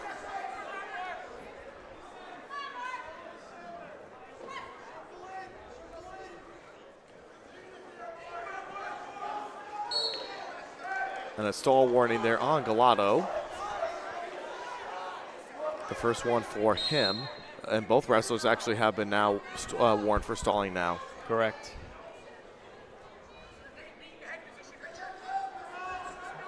Well, Galeotto's starting to take some territory here. You might get another stall here on red, and you will. Stalling on Farquhar, 1 point Galeotto. Now it's 4-2. Yep, again, as we said, Tom, you have to be able to circle in. When you know you're getting yourself out of bounds there, circle yourself back in. 100%. Don't put yourself in those positions to give up stall warnings like that. Topside switch here attempt.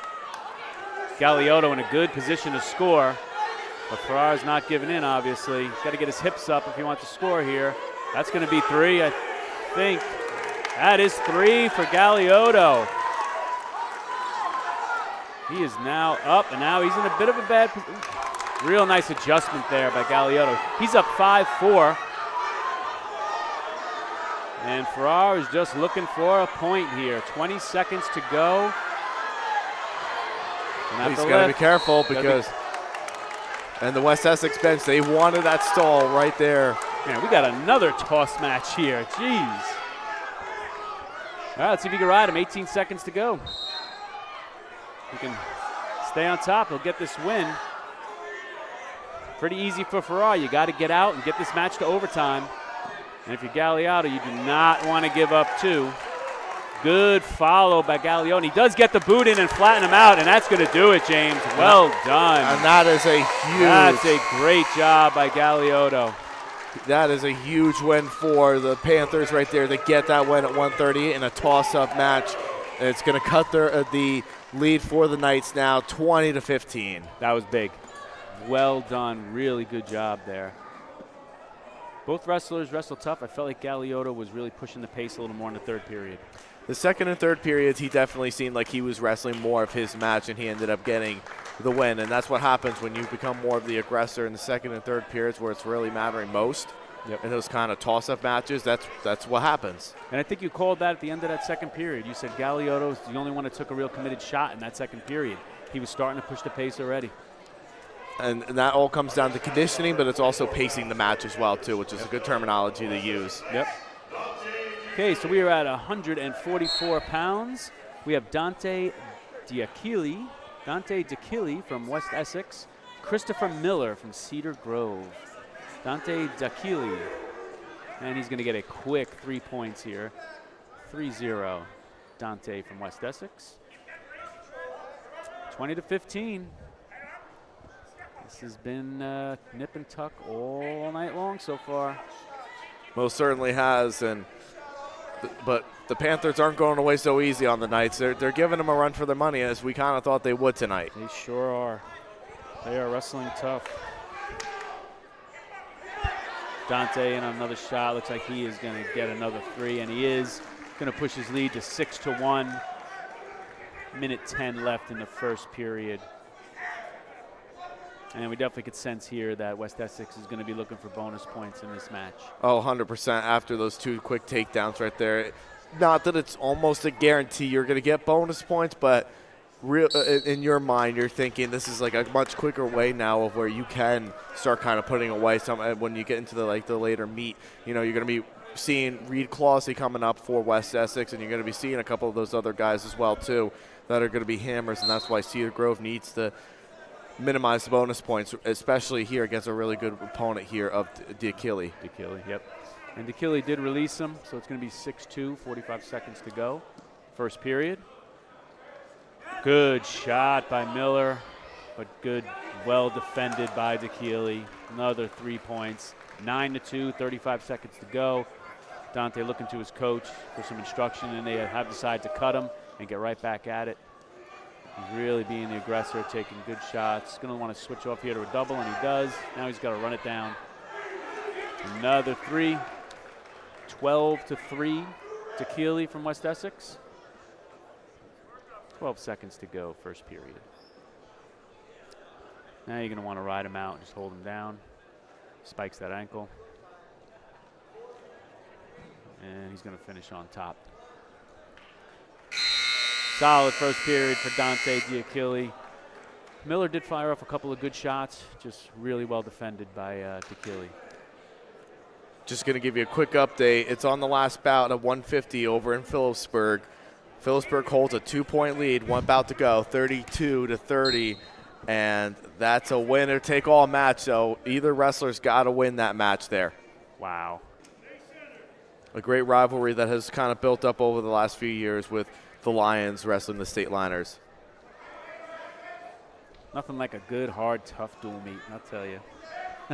Of course, and more importantly, I'm going to look over it in just a second here at the end of the third period. We'll give you an update on the Seton Hall-Caldwell match, too, because that also is very important for team standings for the Super Essex Conference American Division.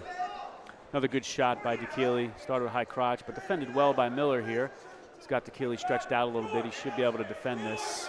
Push that arm down. Now he should be able to circle and potentially get points of his own here. Good job here by Miller, but defended well by D'Achille. Miller by no means is giving in here. He is hanging tough right now, trying to limit the damage. He's down by 8. He's had a couple of nice shots, just has not been able to finish. Circles in, smart. Keep your back to the middle, and you won't get called for stalling. D'Achille's kind of wrestling a little bit more conservative here. He's kind of taking a little bit more of the back seat than he was in the first period. He definitely has. Definitely has. Well, we'll see if conditioning can become a factor, as it usually does. Especially in these kind of moments right here, too, and teams emphasize the importance of conditioning and sprinting and going in and really getting your cardio workouts in. Without a doubt. 20 seconds to go. Not sure. Looks like D'Achille is. Nah, we're going to go out of bounds. Okay, out of bounds. 13 seconds to go, second period. D'Achille, West Essex 12. Miller, Cedar Grove 4. Seeing if he can try and get in some shots here is D'Achille. He has to be a little bit more aggressive and not just settle for the 4 points. You understand that you have a guy like Reed Clousey coming in, but you also got to really wrestle your match as well, too, because Cedar Grove can come back at any minute with these couple of next toss-ups. And to give you a little bit of an update now on the Seton Hall-Caldwell match, Seton Hall leads that match currently 27-23, and they are currently wrestling at 175. Another tight one, huh? Again, like we said, that's also a very important match that I know West Essex is going to be looking into after tonight to see who loses that match, and then it'll give them more momentum when they wrestle Seton Hall Prep next week. Okay, D'Achille chose bottom for the third period, and we're going to get a stall warning on the top man. Referee Di Lorenzi feels he's not making an attempt to bring him down to the mat. So stall warning on Miller, and they go out of bounds, and we'll reset in the middle. D'Achille down, 12-4 lead, minute 30 to go, third period.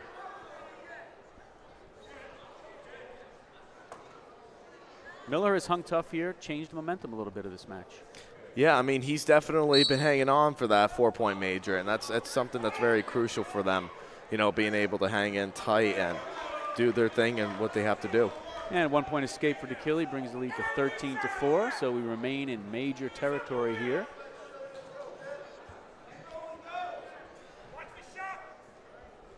Let's see if how aggressive DeKeely wants to be. He takes a good shot.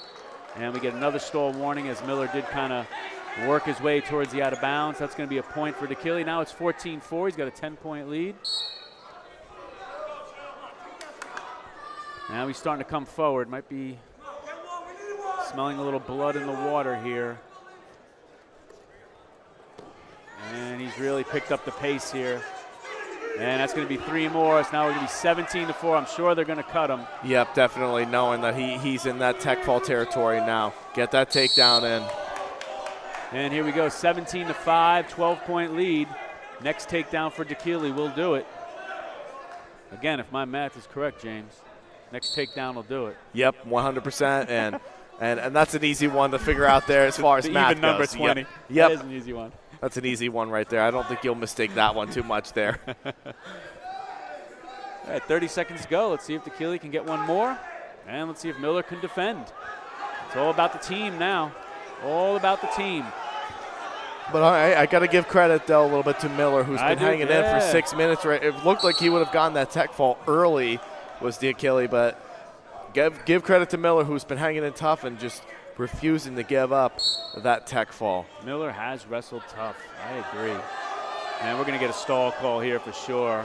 And actually, the official was indicating a stall warn, but then he saw him circle right back in. And Coach Markey yelling over. 5 seconds. West Essex coach is yelling big time for him to get that takedown. And does he get it at the buzzer? And Coach Racimi, they're trying to make their point there that he did had not the get whizzer it. in. They're looking at each other. I think referee Russo is saying yes, and he does get the technical fall literally at the buzzer. Literally at the buzzer. How many times do you see cow. that? How many times do you see that very often? Get it right there. Yep, that is a takedown right there, most certainly. And a great job by the officials given that. I think it was too. Even though he had the whizzer, he was on his hip. He was already in danger going towards his back. I agree with that call. Once you get into that back exposure right there, that's it. All bets are off. It's a 3-point takedown, and that's what the officials are talking over with Coach Racimi over there. I'm totally with you, James. To talk about that one.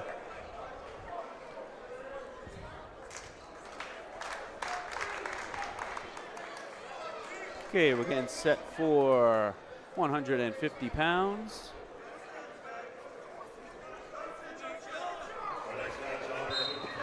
Okay, let's see who we have at 150. And that does push West Essex lead to 25-15. And the very helpful assistants for West Essex are giving us the wrestlers once they check in. They're doing a great job here. And we have Fedor Lestado from West Essex versus Gerard Immersi from Cedar Grove. Immersi from Cedar Grove in the black and gold. Lestado, West Essex, black and white. And we'll get a stalemate there. 0-0, minute 30 to go, first period. Another what looks like is going to be a key toss-up match here for the Panthers, and they need it desperately. And takedown for Immersi, goes up 3-0. And that's going to wrap things up over in Phillipsburg, with Phillipsburg getting that win 35-30 with a Mason Hawk win over Ian English. What a bout. What a match. What a match over there, of course. And Phillipsburg avenging their loss to the Group 4 finalists and champions from a year ago, too. They lost them twice last year. Twice, that's right. Insane. All right, Gerard Immersi putting some good pressure forward here on Lestado. And things look like they wrapped up over at He's Caldwell got the as pump well. handle. He's got the pump handle. He should, if he can get that far claw, he's either looking far side claw or over the top tilt. Back hook tilt, or near side half. You can do a lot with that pump handle, but I think he lost the pump handle. Yeah, I mean, there's a lot you could definitely do with that. And, you know, getting in on that takedown, of course, doing a really good job. And he has that head to the outside, and he could have gotten a takedown, or at least a near side cradle at least. Short time here. Gerard Immersi from Cedar Grove up 3-0 on Fedor Lestado, and that's how the first period is going to end. Seton Hall Prep and Caldwell just wrapped up over there. We will get you the final score to that match momentarily as well, too. but it looked like Seton Hall was in control of that match, so they may have won that match, but we'll get you the result momentarily. Listato from West Essex chose bottom to start the second period. And let's see if Mercy looks to try to turn him or cut him. He's looking for that pump handle again, James. Yeah, I mean, that's something that he knows that he can, if he's just patient enough for it, he can definitely get it, but it's just going to take a little bit of more time. And if he can just ride him here, too, and just work for that turn, that's fine. But he's going to cut him, and I think that that's something that Coach Racimi just told him to just cut him, try and get your bonus points. And this is the first takedown that we have seen that looked almost correctly. We were almost both called it there. Almost correctly, but again, now he gets it correctly, getting the head to the outside. Oh, so close, twice there. He just needs to hustle here and run it down, hide those ankles, and he'll get it. And again, that's what they keep giving up. If they keep giving up those ankles, and they're rolling through with it every single time. It's not a good position to be in, and that's something that they're going to go over in the practice room tomorrow. And there's the stalemate. Good opportunity there for Mercy. Just got a little more hustle with those feet, hide those ankles, run them around. Because West Essex is looking to grab those ankles, and perfect result for them. Get that stalemate when you're in a little trouble. 51-23, the final score. Seton Hall Prep over Caldwell, the Group 2 finalists from a year ago. It's an impressive win. Very nice win, but for the Pirates, and also had a really good showing. Same situation here, James. He did pop his head to the outside. Listato's got that ankle and hanging on for dear life. You got to know you got to hide those ankles. Does have that leg spiked now. Referee's going to take a real look here. He wanted to raise the 3. And Mercy, if he could start tilting him towards his back, yeah, he's going to get the 3 now. All right, so that's going to be 6-1 and Mercy over Fedor Listato. He's still hanging on to that leg. Short time here. Yeah, I mean, he's been holding on to that leg there, and then, of course, he gave it up right at the end. He gave up the 3 right at the end. So he was like, all right, forget it. Let's just go into the third period already. Okay, Cedar Grove is going to have choice. I would think he's going to take bottom, and he does. He's up 6-1. Gerard and Mercy on bottom to start the third period. Good switch there. Same position again is going to happen. See him fishing for that ankle already? Right on the laces, same situation. Oh, he should be able to finish. He's got control, but I think they're gonna stop that for potentially dangerous. I thought they would have too. He's got to get his hips up by Mercy here. He's gonna give it up, I think, and he is. Just telling him to belly. They're telling him just belly out, belly out. They're telling Mercy to just belly out and don't give up any more points. And now he's locked up there. He's trying to get a spladle in. Oh, boy. He's going to pop his head, I think. I think Listato's in all sorts of trouble. You're going to see the head pop here. Yep. Bow cradle now is where you want to look. And honestly, really, now after getting that reversal, he was in that position. He should have thrown the half right in because he could have stuck him right there. Near side half would have been what the doctor ordered. He's looking for a bow cradle. He might have it locked up, James. He does. A huge 6 points right here would be huge for Cedar Grove if they can get it. But, of course, the West Essex Knights are battling out of that. They don't want to give up the 6. He's going to have to adjust this here if he's going to want to get that head in the side and get clear of that foot. You can see Listato trying to block those legs so he can't run it around, but here we go.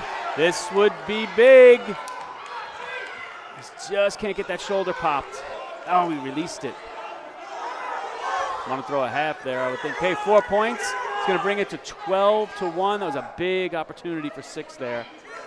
We are in major decision territory right now. Very much so. I mean, he had. Ooh.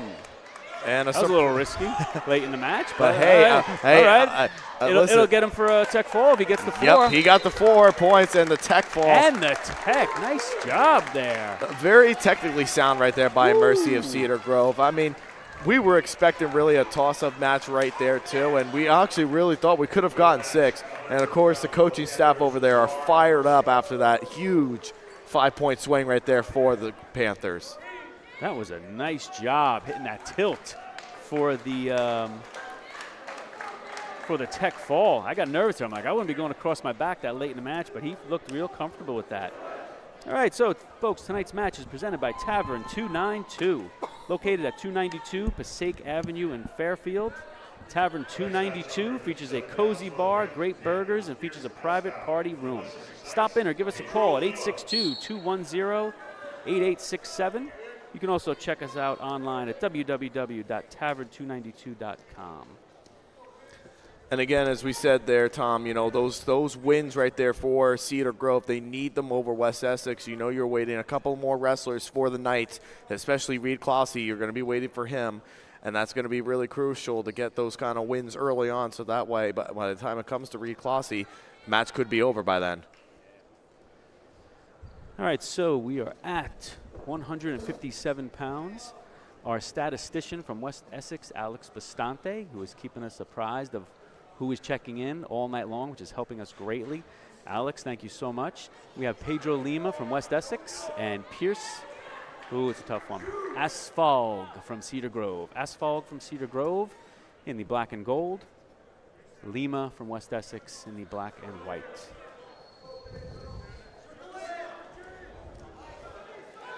A little drag attempt there to a single by Asphalt, and he's going to get the 3. So I think the statistician Alex Bastante is doing a great job here, keeping us. We know who's on the mat right away. This is very helpful. Oh, absolutely. We don't really get a lot of this because we understand people are busy. Everybody's getting everything together as well too. But we do appreciate the accommodation that West Essex High School has been giving us here tonight. From the moment I came in, how can we help you? Is there anything we can get for you? And now we got our helper with the match assignments. Yep. No, great job by them. They really are doing a nice job. Okay, so Asphalt with a 3-0 lead over Pedro Lima. We got 23 seconds left in the first period.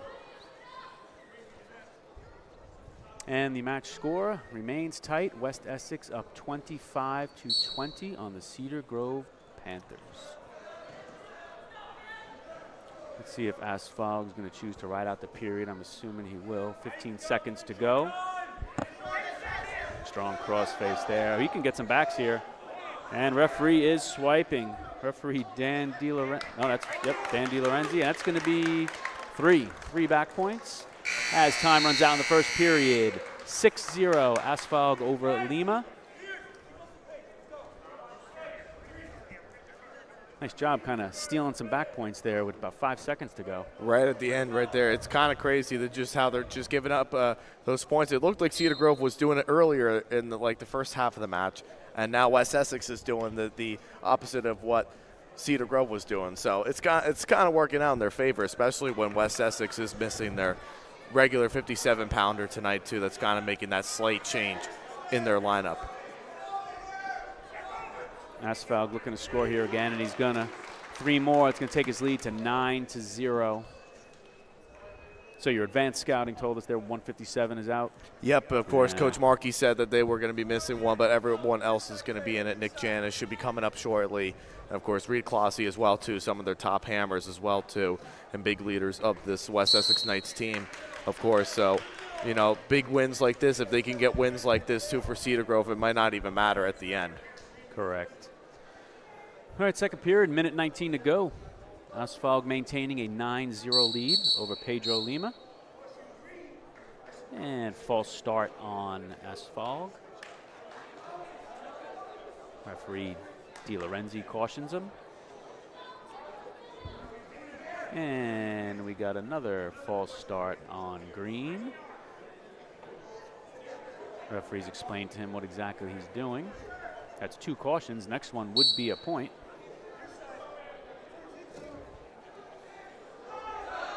Asphalt trying to get both boots in, but he looks a little high to me. A little bit high. He might get himself even in trouble, too. I think he can get himself in real trouble here. But that is tight in there.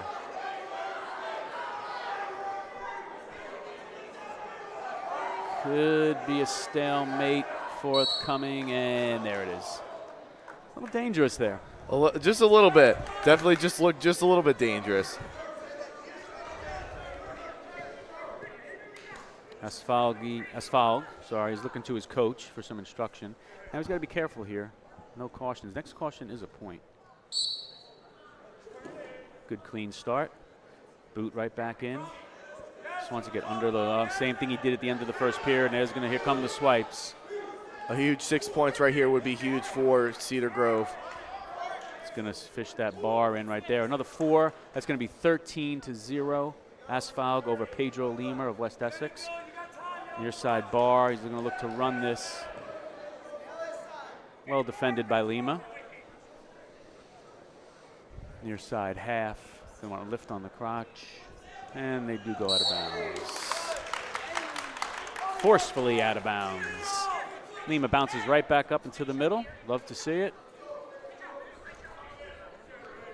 It's really getting down to the wire here after this one. You have 165, 175, 190. You have 3 more bouts after this one. It's really going to come down to who's going to be able to outlast one and who's going to win some of those toss-up matches. That is correct. Short time here, second period. Asphalt just going to hold on. And we're going to go into the third period, 13-0. And it looks like it's going to be Cedar Grove's choice. He's going to choose offense. Interesting decision right there. I would have thought neutral. I was trying to think that through. I would have thought neutral, but they just must be thinking fall. And they don't want to take down to end it. They want a potential for a pin. Yeah, I mean, you could definitely understand that, of course, but, you know, most coaches would have chose neutral and just take the 5, but you definitely do respect the decisions of the coaching staff as well, too, to get that 6. Absolutely. They know their wrestler, and right on cue, here comes that arm bar in. Let's see if he can do something with it. I'm sure that's what they want him. Hands a little high. It's going to get blown dead every time. Yep, he was just giving him instruction because it was getting a little bit out of that straightness there. It was a good pickup by the referee. Arm's got to be straight across that back, or the referee's going to stop it every time. Score's still 13-0. Asphalt from Cedar Grove over Lima from West Essex. Cedar Grove trying to figure out a way to maximize their bonus points here. Again, technical fall 5, fall is 6. It's going to be interesting how this plays out here. So team point is definitely up for grabs here. Twister. Yep, we're seeing the twister happening, but of course I think he's a little bit smarter than that. As Falk is definitely not giving up that so easily. Cradle. Looking cradle here. He's getting a little high. He's trying to put himself in danger, but I think he's comfortable. If he could shift his hips out. Now this would be disaster. Uh-oh, what do we got? They're going to stop it right there because it's a tech fall. Oh, he did have the back points. Yeah, you cannot. That is the match. Yep, that was a tech fall. He did get at least he got 2. He got 3, I believe. Yeah, once the technical fall is secured, the match is called. I didn't see the referee throw up the 3, so I was confused there for a second. But right decision was made. Tech fall, Asphalt. Really good job. Yeah, I think they thought that he's lanky enough, so he could have gotten a spladle for the pin right there. But again, when you're in spladles like that and you don't run it correctly, the most you're going to do is get back points out of it, and unlikely the pin. Take a look at that team score, James. 25-25. Oh, you got to love it. 3 more bouts to go, and again, Reed Clarke is waiting up there for the Knights. Clarke's at 65, I believe, correct? He's going to be up at this 50. We're at 157 here. Or we're at 157, so we'll be waiting up. Yep, Reed Clarke. Yep, so here we go. This is one that's definitely going to make it or break it for the team now and just kind of push that momentum. Easy down. You don't want to have any slams or anything funny. Reed Clarke for West Essex versus Charles Zajac for Cedar Grove. Clarke, I believe, was 4th in the state last year. James, help me out. He was a region qualifier last year. I know he definitely has been a 2-time state qualifier as well, too, for the Knights. Has done a really good job for the team as well, too. Has wrestled in Fargo, done a really good job over the years with this team. He's currently ranked 4th in the state. Currently ranked 4th in the state. There we go. But he definitely should be a favorite this year to place in the state for sure. Nice Turk. No backs. Good job by Zajac to avoid. 3-0 Clarke. And to James's point, West Essex for sure looking for 6 here. We are all tied at 25 with only 2 bouts to go after this. And West Essex has their absolute hammer on the mat right now with a very tight cradle. And there is the fall for Reed Clousey. Fall over Charles Zajac for Cedar Grove. 6 points, West Essex. Gives them the lead, 31-25.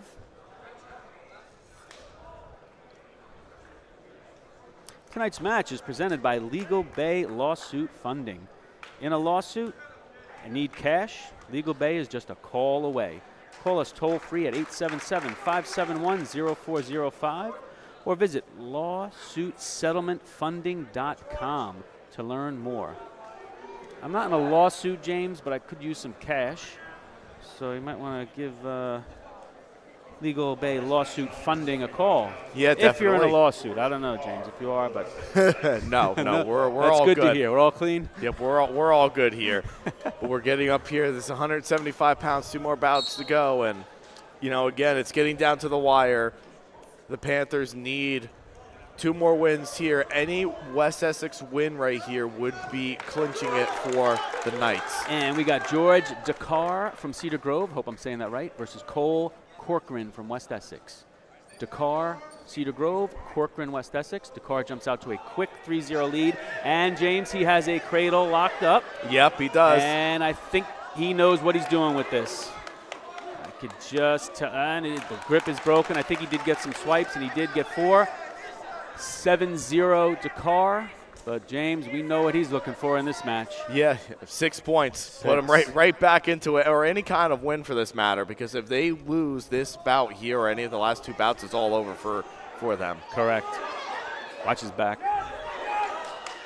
It's going to put him in danger, but I think that's going to be 2, maybe. He's holding 2, but he's working for some more there. Dakar looking up at the clock. He's just trying to figure out a way how to get 6. Watch his neck, please, and they do. Good job. 4 more, and we are already. Where did he hold that to? Scoreboard is showing 11-0. Guess it was the same situation. You got to watch that back. Still in control, 11-0. 30 seconds to go. Dakar just trying to figure out a way to get 6. And, of course, Corcoran knows that. His job is not to give up 6. Yep, absolutely. And he knows that he can't even lose either way, too, because that can put him in a lot of danger. There's that cradle again. Either way, it's going to 10 seconds. He breaks it again, and that is going to be 4. Technical fall. Good job. Good job by both wrestlers, actually. You know what? Saved his team a point by not getting pinned. And Dakar, of course, wrestled really well, really tough with that cradle. He looks solid. Yeah, I mean, that's a huge 5 points right there, an extra bonus point victory for the Panthers. And as we said, comes down to the coin flip. I talk about that, and I talk about it like it's a broken record, but coin flip is the most important thing in the sport of wrestling. And let's set the stage here. West Essex 31, Cedar Grove 30. We are at 190 pounds. I believe. Yes, we are. Yes, they haven't updated the weight here on our scoreboard, but of course on our scoreboard we are at 190, so we are in the last match. They just didn't update it on their scoreboard. And we have Joe Kutrazula from West Essex versus Nicholas Constantini from Cedar Grove. This match will decide the dual meet. West Essex 31, Cedar Grove 30, final match of the night. Wow. I mean, we talked about it. We said that this was going to be the surprise of the night right here for Cedar Grove to keep things tight with the Knights, and that's exactly been paying off, exactly the way that we kind of thought it would, and that coin flip made a big difference. Both teams have wrestled tough, and we are down to the last match, and by the eye test, I feel like this is going to be a tight one. And you also got to remember, wrestlers do tighten up a little bit. They know the match is at stake, so they get a little conservative, and scores tend to get a little tighter in these winner-take-all matches. Yeah, they really do, and that's really the key thing here for this, and especially when you're up in here. You kind of want, all you have to do is just win. You don't have to try anything silly, like you don't have to go for a throw. You don't have to go for anything like that. Any sort of win is going to put your team on your back. Constantini from Cedar Grove did take a third at the Mustang Classic.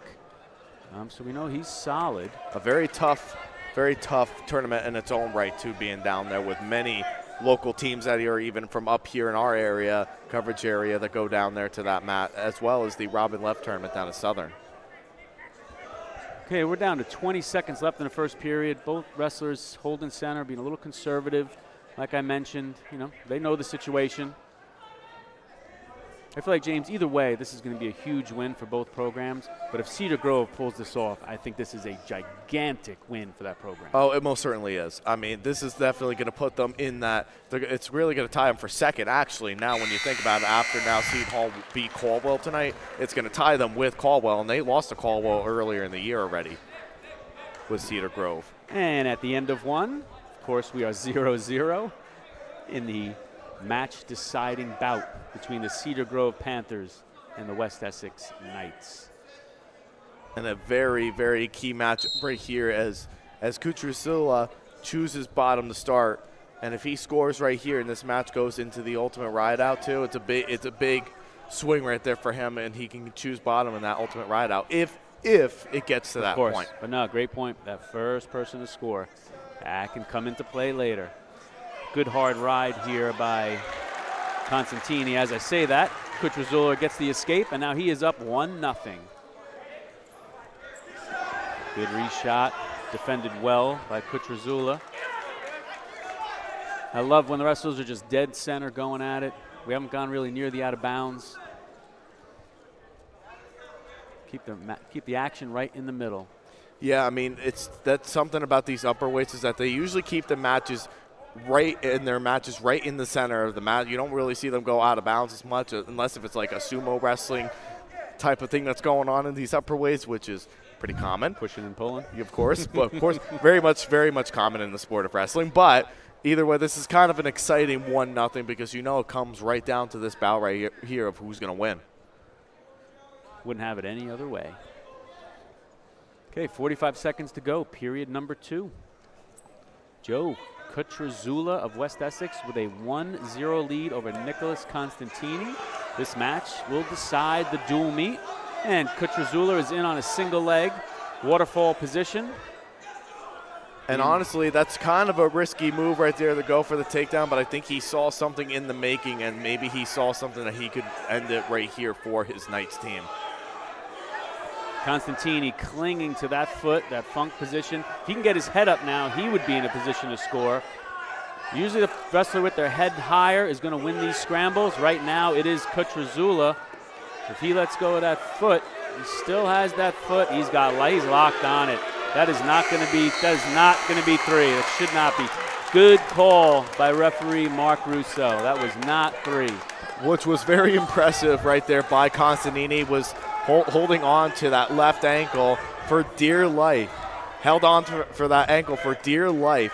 Sure, and that saved him right at the buzzer, or as they say, saved by the bell. Saved by the bell. All right, third period. Constantini, of course, takes bottom. He's down 1-0. He's looking for a potential reversal here. If he can get a big step over, he'll get it. Referee calls a halt to the action, potentially dangerous on that knee. I didn't have the best angle. I couldn't see, but yeah, I didn't see Mark Russo hold up the reversal because that leg is what stopped it right there from it happening. And it looks like Kutrusila is going to cut him. So now we are tied 1-1. I think that's very smart for Kutrusila. I do too. Really smart move. He knew he almost got reversed right there. He almost got reversed. So he's like, I ain't going to get involved in this and get caught. 100%, James. I'll go right back on my feet. I agree with that because that was very close to reversal. And Constantini looked very comfortable in that switch position. Oh, he did. And he, honestly, if he didn't catch that leg of Kutrusila, he absolutely would have gotten that reversal. Good shot attempt by Constantini. Defended well by Kutrusila. Man, we got a tie bout. Minute 20 to go. Not sure there's anywhere I'd rather be than calling a match right now. No, it comes down to the final bout. I mean, we've covered a lot of matches tonight. Like Phillipsburg, North Hunterdon was a tight one. Came right down to the last bout. Phillipsburg won it. And then, of course, another one, too. We cover some of the best matches here in high school wrestling in New Jersey. Sure do. GardenStateHSWrestling.com. Your teams, your counties, your site. And your best matches of the night on a Wednesday night in New Jersey, that's for sure. Oh, almost an ankle pick there by Kuchazula. Wrestlers still holding dead center of the mat. Tied 1-1. West Essex up 31-30. Winner take all bout. Both benches all on their feet. Coaches on their feet. Me and James are on our feet. Both wrestlers are moving well. They really are. For 190 pounds, they are. Yeah, they both look like they're in good condition. This could get really fun. Kuchazula is looking for a slide by. Missed that ankle and a reshot by Constantini. But good position by Kuchazula to cut him off. 5 seconds to go. See if anybody's going to try something here. I think we're going into overtime. And Kuchazula almost got himself in danger right there. Would have easily been able to, he could have given up that 3. Really could have. Here we go. 1 minute, sudden victory. First points, wins the bout, and wins the match. And what better way to end it in a classic matchup here at 190 here in overtime. Could come right down in the 1 minute sudden victory. I mean, how blessed are we to call a match like this? This is great stuff. Oh, no, well, you and I have been covering some of the best matches this really year that we have been. We really have. You're my good luck charm. Good shot attempt there by Kuchazula. Constantini continues to move well. Both wrestlers still moving well. Like I said, for 190-pounders, there's that ankle pick again. Third time he's been in on an ankle. Yeah, and it was a very low one. He thought he was going to catch him off guard, and Constantini, if he could just spin from around there and not give up anything, he could get the 3. This is pretty much, we're in a 50-50 spot right now. Kuchazula hanging on to that leg for dear life. If Constantini can break that grip and spin, this match is over. I think and he's going to spinning get hard. it. I think he's going to get it. And that's 3. Constantini with the victory in overtime to seal the match for the Cedar Grove Panthers. James, wow. I mean, I'm speechless. I'm really speechless. And you knew that Kuchazula, again, getting very risky, getting in on that shot. It wasn't a great shot at all by Kuchazula. And Constantini was able to get from behind him and able to break that grip of that ankle. Impressive win for the Panthers, for their program. This is a statement win. What a great win for Cedar Grove. What an exciting match. Oh, boy, did that come down right to the end. Tonight's match is presented by, let me catch my breath here. Tonight's match is presented by Fairfield Wellness and Physical Therapy. At Fairfield Wellness and Physical Therapy, we pride ourselves on providing the highest quality care. Our staff has combined the best of several independent services to create a more effective way of treating patients and increasing their overall health. Your plan to better health starts here. Learn more or schedule an appointment by visiting www.ffwpt.com or by calling 973-403-9911. And wow, I'm not sure where to start here, but James, talk to us about what a win like this means for a Group 1 team like Cedar Grove to come into West Essex and beat them. I mean, you got to really talk about it as far as like the sport of wrestling. It doesn't matter if you're Group 1 or Group 5. Anybody could really win on any given Sunday, right? As the old saying goes in the sport of football. This match, we knew it was going to be a classic matchup. I don't know if a lot of people thought that Cedar Grove was going to have enough of it because they're such a young team. Yep. But man, oh man, they really put on a show tonight. They gave up. They didn't give up points where they weren't expected to. They won big matches, won toss-ups. Again, this is a great win for their program, a statement win, and it also gets them in a three-way tie for second right now in this American division of the Super Essex Conference. Earlier in the match, we were feeling like West Essex was getting the better of the toss-ups or the better of the close situations at the end. Then we just started to feel the momentum turn. Did you feel the same thing? And what did you see that shifted in that match? Just something did. Just about halfway. Halfway. Just about halfway where I started seeing something a little bit different. That kind of, I don't know if they had a conversation during the match time and saying, hey, we got to turn this around. But either way, whatever could have happened here, you know, it gave them the win in a much needed situation right here in their division.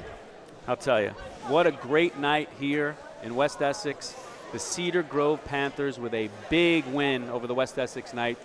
Came down to the last match, came down to overtime, and again, a huge win for Cedar Grove Panthers. So that's going to do it for us here at GardenStateHSWrestling.com. I'm Thomas Farquhar. This is